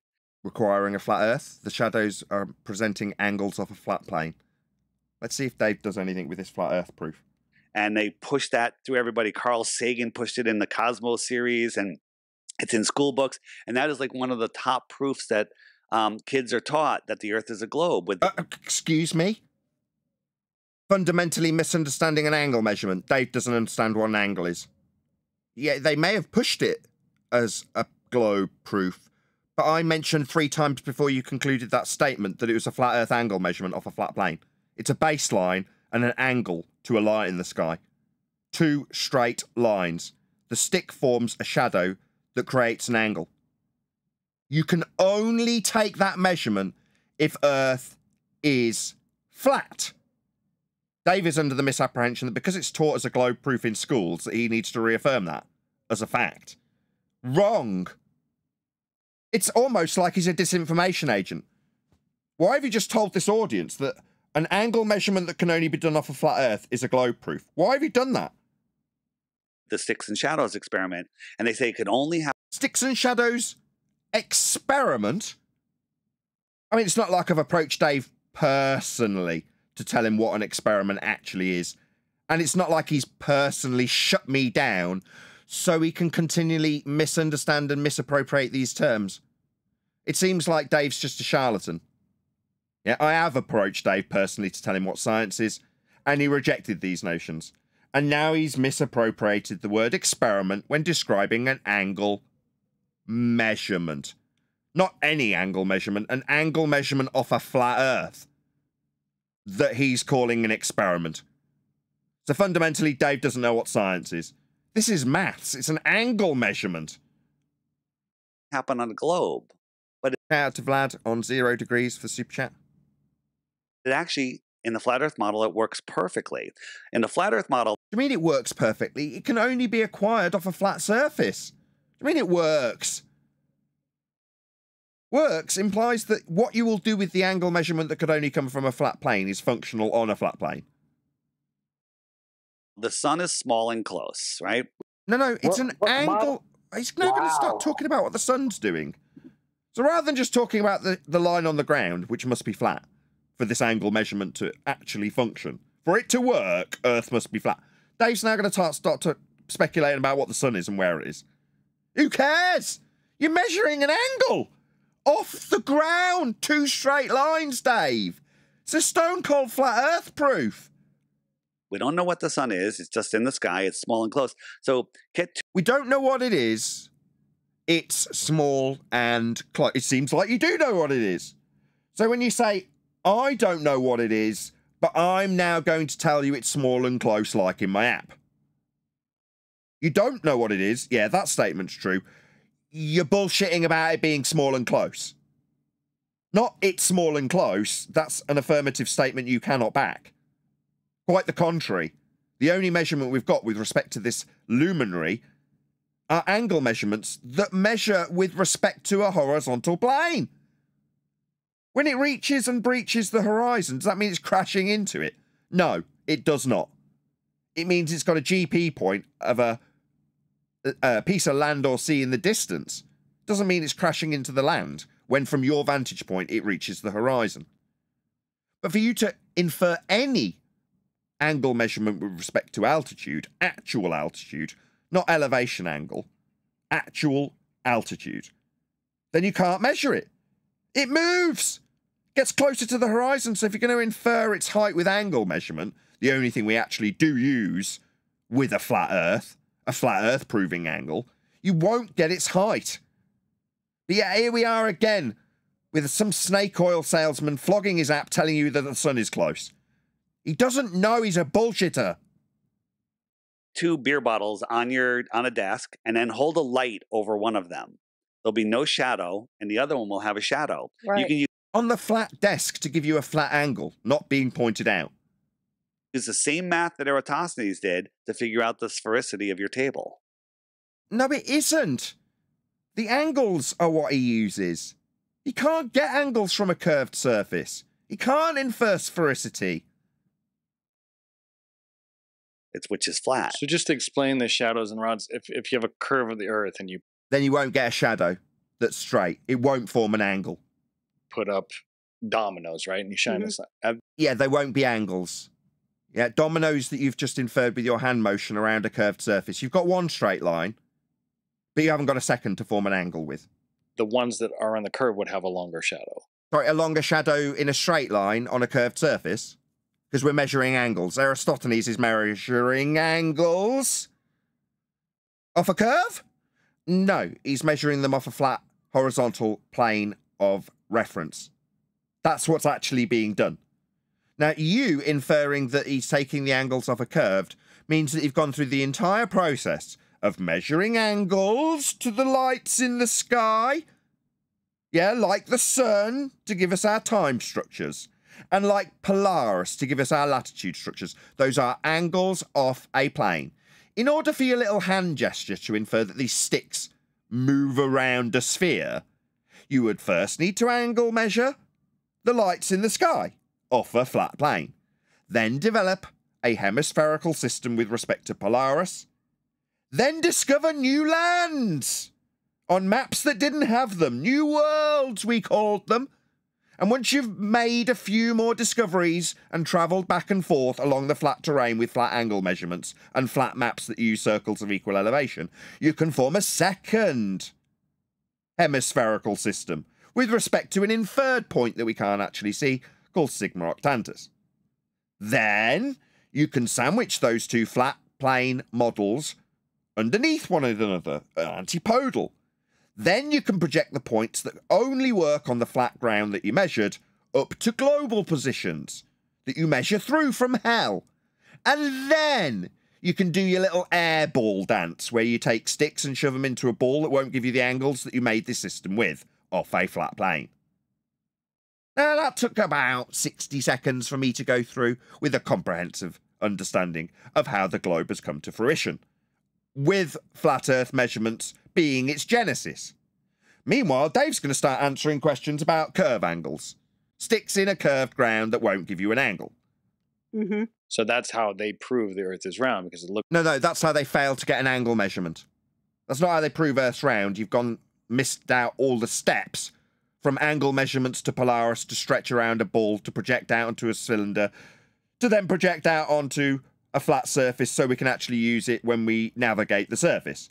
You've taken the in-between step of globe projection and inferred that somehow you were sticking sticks into a curved surface to get angles? No. Soon as you curve the surface, you're not getting angles anymore. But you, in your pea-brain basic understanding of what Aristophanes did, feel that his curve angles gave him a proof of a sphere, do you? Au contraire. Over here, it's casting a longer shadow because the sun's up there, where, like a sun... Sorry, shadows. You see, you seem to have drawn straight lines on curved surfaces here, son. Can you see the problem? I'll just make it nice and big for my audience to see exactly what the problem is. You see, here, this is called an angle. But unfortunately, this line is curved, not straight, for it to be an angle. For it to be an angle, it would have to and does work like this. That would be a straight line meeting a baseline. That is what he is measuring. He ipso facto is measuring elevation angles to the sun. Yeah? So, given that he is measuring elevation angles to the sun, I think it's only reasonable that we actually define what an elevation angle is. In this case, with respect to the sun. Quote, the altitude angle, open brackets sometimes referred to as the, quote, solar elevation angle, end quote, close brackets, describes how high the sun appears in the sky. The angle is measured between an imaginary line between the observer and the sun, and the horizontal plane the observer is standing on. End quote. Sustainable by design altitude angle definition. That would mean that you would need a horizontal plane to be standing on to get a baseline for this angle. Now, while you numpty dumbos seem to think that this straight line's meeting a curve is going to give you an angle and that somehow proves sphericity, no, that's delusional and idiotic. This line has no straight lines. It is a curve. It cannot ever form an angle. Ever. You do use a flat plane for an elevation angle. It's part of the bleeding definition. I've got 20 of them. That would be definitions describing how Earth must be flat for an elevation angle measurement that Aristophanes is doing off a flat Earth. Because this doesn't work. You don't get angles to curves, dumbos. Did you not spot that from your own bloody diagram when you put this into your edit? sundial directly at noon, there's no shadow. Right. Proving the Earth is round. Proving the Earth's measured flat with elevation angles, Dumbo. I mean, I think you guys are crazy when you think that a straight line meeting a curved line gives you a vertices to call an angle. My God, you guys are crazy, you ball believers with your crazy curve angles. I see you globe believers as nutcases, mate. I'd look you in the eye when you told me about how you're getting an angle from a curve with that diagram. I'd go, are you a nutter? You think a straight line meeting a curve will give you an angle? You don't know basic angle definitions. It's two straight lines, you stupid fool. Weren't you calling us idiotic earlier? You just thrown up a diagram that can't be giving you on a globe an angle to measure. Yeah, it seems like you're the crazy numpties here, globe believers, doesn't it? Yet you've got the gall to call us flat earthers by stereotype when you talk to a singular nutter. This man is a nutter. His nutcase ideas of flat earth are idiotic. Doesn't make us stupid. It doesn't make flat earth stupid. It makes him stupid with Maru and ice walls and extra land and holiday destinations the way you'll get a suntan in Antarctica because of all the heat. Yeah? This man's a nutter, not flat earth. This is, you know, he... Sorry, was that someone wanted to get a word in? Go ahead. I did.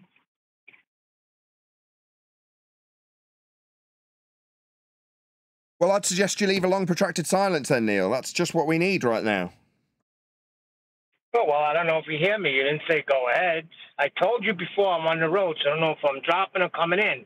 A little help would be helpful. He could never point to us as nutters because we would explain it just the way you explained it just now. With elevation angles, with 90s, where you can't get an elevation angle off a curved surface, he wouldn't be able to call us crazy or nuts. What do you expect this man to call, Dave? Have you heard what this guy's been saying? Yeah. They just sat there and took it. Probably because he knows it's true. When people say, oh, yeah, flat Earth seems crazy, and he's like, yeah, let's talk about magnetic Mount Maru and ice walls and holiday destinations in Antarctica. Yeah, let's talk about that. I have no idea why these people would think a flat Earth is crazy. Yeah, that's why. Yeah, I've been saying it for years. This is stupid nonsense. Talk about how Earth's measured flat. Prove it's flat. That's what you should be doing if you're claiming to be Flat Earth Dave. Instead, you're just giving us all a bad name.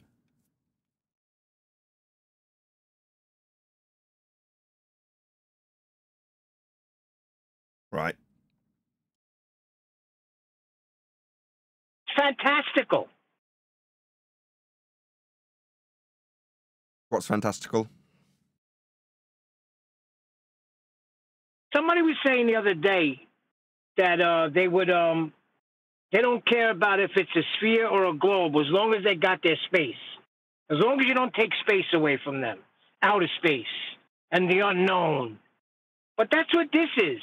He was selling her 80 to 90,000 other continents. That's what people want. They want the fantastical nonsense that they could dream about. They don't want what we got. That's why I said in the beginning of the show, they don't want it.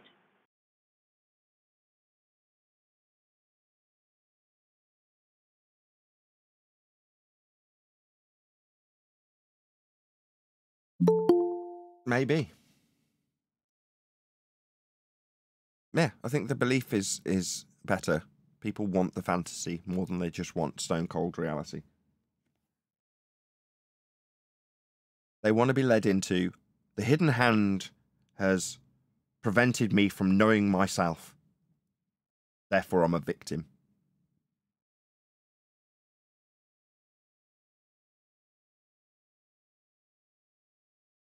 Hi, Adam. What's the name, guys? That was a tough one yesterday, Adam. It's normal, thank God. I would never know what to do if England had actually won us something, mate. It's plucky losers. Much better. Okie dokie. I personally don't want to hear from Dave Scheiss anymore. He's making me physically sick.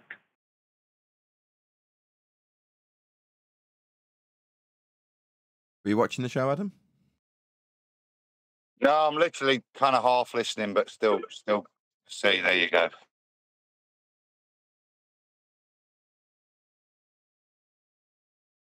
I thought there'd be more ether stuff. So when people were telling me about what was going on that particular podcast, I was led to believe that it was all about ether. Obviously, we have just got far enough into it. That's the grand finale, Nathan. You got to play more. I guarantee it's the grand finale, the ether. All right, it's all leading up to that, is it? Absolutely. Oh, wonderful. Well, he never talks about flat Earth, does he? No. No. He doesn't Wait know, a does second. You're telling me his name is Flat Earth Dave and he never talks about Flat Earth? Seems to be a problem there. I could tell you all about how Earth's measured flat. But there could be more land beyond Antarctica. I got something to say, guys. Say again? Hey, guys, it's Gene. You'll have to try that one more time. You want a drink? Hello? Yo, I said it's Gene. Hey, Gene. Hey, Nathan, I had a little suggestion or something for you on the politics when you were getting into it with the Globers the other day. I noticed, there is some type of what is it? Could I say malice? Once we start proving them wrong and they start chanting, it's good for us to be on the offensive, to be, I don't know, like treating them a little harshly. I was just wondering. I'm not saying to stop it. I'm not saying to stop. I'm an American. We like violence and shit. All I'm saying is, when you talk to these Globers, it would help if you would tell them, "Hey, I'm taking your Crayolas away. I'm giving you the pencils now." Tell them while you're telling them that, like, this is the path. I need you. Like, we're all on the same side, and I need you on my side. Tell them we're all flat earthers. You just don't realize it. So tell them, I'm taking your kid shoes off, your kid gloves off. This is what I'm doing to you. I mean, it'd help if you tell them that. If not, it's like you're hitting them with a brick wall. Tell them this is the path to enlightenment. I don't know, just a suggestion, whatever you want to do. Yeah, I kind of hear what you're saying. Yeah. You're saying what people want is the guru with his legs crossed and his hands pointed up to the sky, going, "I am the path to your enlightenment, young soul. Follow me and you will find your path." No, more like the dude. I'm taking your Crayolas away. This is the pencil now. See, you don't understand. Like, you're drawing with Crayolas. I'm giving you the pencils now. Like, this is real. This is we're painting with ink now. Not this an erasable marker. Pretty much that's the level you got to show them that they are on. Like, hey man, you're stupid. Maybe I'll try that tact with them next time, and I'll see how successful it is. Wait. I'm confused. I You said think you're it worked, taking the Nathan, crayons because away and you're giving them pencils, and then you say you're drawing with ink now. So what is it? Lead or ink? Neil, the aspect of the tool and what it's using to put the image on the paper is not really part of the analogy. It's just pointing out that, look, lads, you've been drawing with crayons till now. Now it's time to step your game up and pick up some paints. It might get messy, but that's how you learn. Yeah, but show them there's light at the end of the tunnel. This is a path. This is not just a brick fucking wall that you hit and you die on. No, this is tell them. Yes, this is how you cross the bridge, guys. Like, we're all on the same team. Like, tell them in order to prove this, we need more people on our side. Like that, they're like, we're all on the same side. But there's no other side to this. It's just that. Yeah, I think that analogy is good, and it stops them from hitting a brick wall. I don't think we're all on the same team. That was obvious from today. Think on the politics. I think obviously Nathan gets his show on there, so Nathan runs with it that way, and that's great. I've been in there sometimes on my own, and with the guys that I know, good like Miggy and AJ and some of the other guys in there, Heretic, who know the score. flat Earth Jedi and everything like that. And it's happened to me a couple of times now. I've not interrupted like in a bad way. I've jumped in a little bit sometimes when there's a bit of convo going on, when it's sort of a gravity conversation or something, and tried to bring it back down to just segue into latitude or like what we're doing. And I find myself sometimes getting muted from the mods in there because I'm sort of pushing that a bit. I don't think they like it all. I mean, they like it on the show, I think, when Nathan's on, but I think when you're going in there individually, sometimes it seems like they like a bit of that chat going on. Whether it's for the audience and the viewers, I don't know, but I've found that a couple of times. Yeah, and I've had to text the mods saying, sorry, mate. Go on, Just get that I last, want to say, hold on. it Just hold on. Whoever's interrupting, just- just get that last thought out. He was interrupted by somebody. You get a note from the mods. What? No, then I have to text him say, I've just been mute. I've just started talking about latitude, and you've muted me. And I have to start messaging him privately. All right, we'll get you back in a minute. But I'm thinking, well, why have you muted me? Eli, can you mute, please?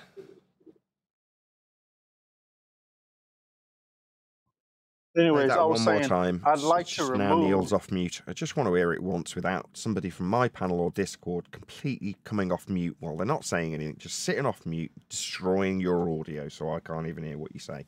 It's now the third attempt. That was not me. I watched you come off mute, Neil. It was Gene, not me. You're talking now. Get it together. You're talking now. Just want to hear one deck. I want to hear a conclusion to it. Right, Yeah, just to confirm, yeah, I have found a few times I've been muted when I've tried to interrupt conversations, especially when I've brought up latitude and the elevation angles to and from Polaris. When admittedly it may have been on a different topic, the conversation, and I may have jumped in a little bit, but I'm just trying to get it back down to reality and the actual Earth measurements. And sometimes I've been muted, and then I've got to text one of the mods and say, I've been muted for some reason. Can you let me back in? Do get let back in. But it's just a case that I've been sort of muted. That was my point. I mean, maybe without seeing it, it's hard to make a decision on whether or not it's reasonable, because it might be if they're having an extensive discussion on an aspect of gravity that's poignant for the discussion, and then you come in and go, well, I mean, gravity's all well and good, but, we need the latitude system to take the ball to give us a need for gravity in the first place. And you get a latitude measurement, and before you've got to the end, you get muted. Yeah, I just want to stop the kick in the face, show them there's a path to education. Yeah. But the way you get that is by doing what one deck. I think one deck's saying he's trying to do that, but finding a segue to get that point across to that audience in that moment isn't always that easy if they're into a false dichotomy argument about gravity. And maybe they don't want the argument to be drawn to a conclusion there and then by asking how you get a latitude measurement, because that will put us close to the, ongoing debate about gravity that's going on. And maybe in speculation, one deck saying, well, maybe they want that. They want a prolonged discussion because it keeps people on the channel or listening, or keeps, the discussion going. Whereas shutting the discussion down by saying, well, it's measured flat though, for you to reify a ball to need gravity for.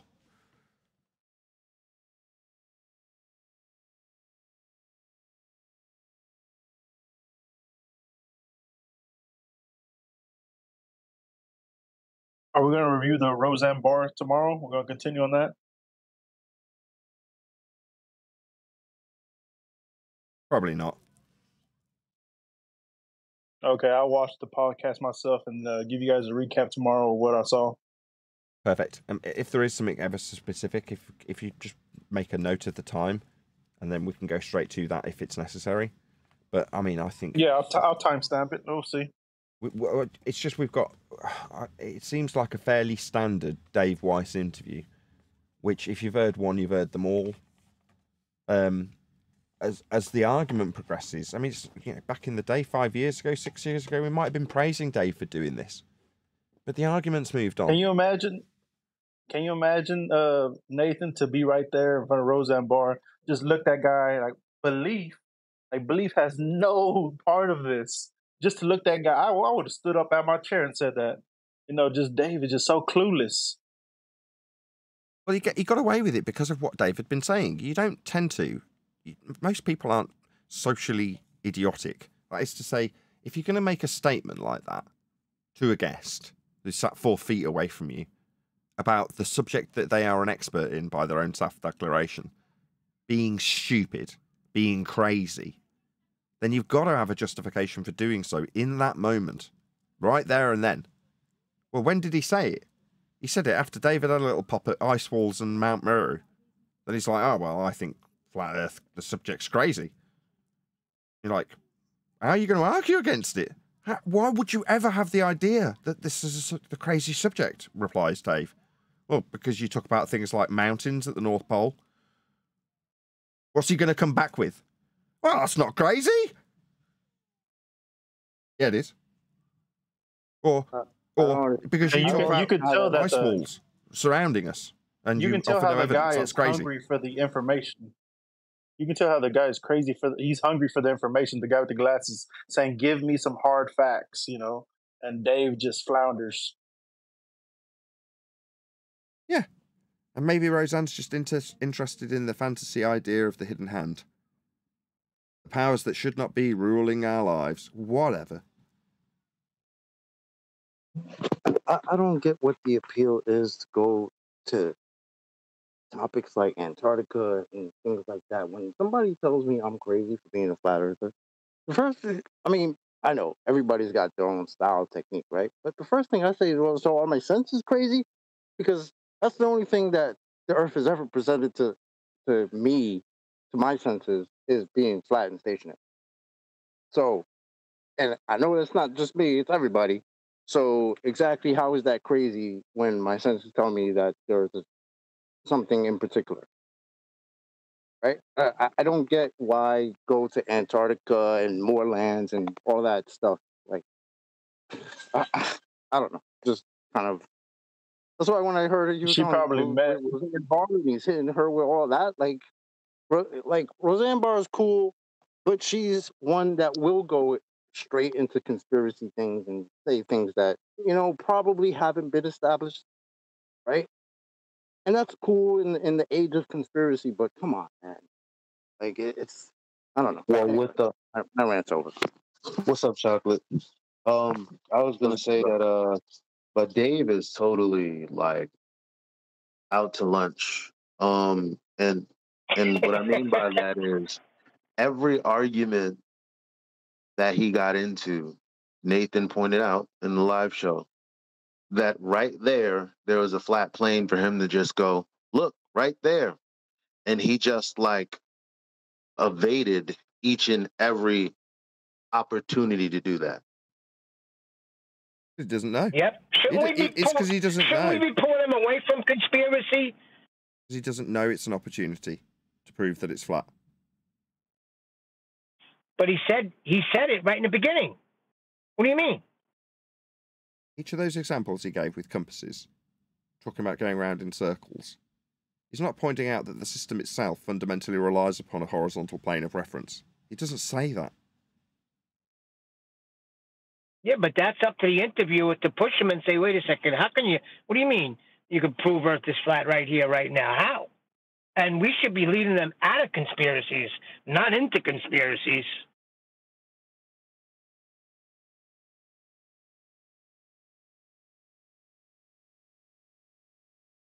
Well, there you go. Not what we do here. We're not into conspiracies. These people who are covering Flat Earth are conspiracy theorists. They're into the conspiracies. They're into their 9/11. They're into their Sandy Hook. They're into all of the conspiracies. That's what they talk about. We aren't doing that.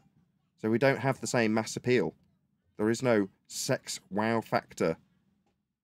Whereas if you talk about the potential of hidden lands that we haven't discovered, finding your inner self, free energy, all this crap, that appeals to people. It's just not our people, is it? The kind of people it appeals to are conspiracy people.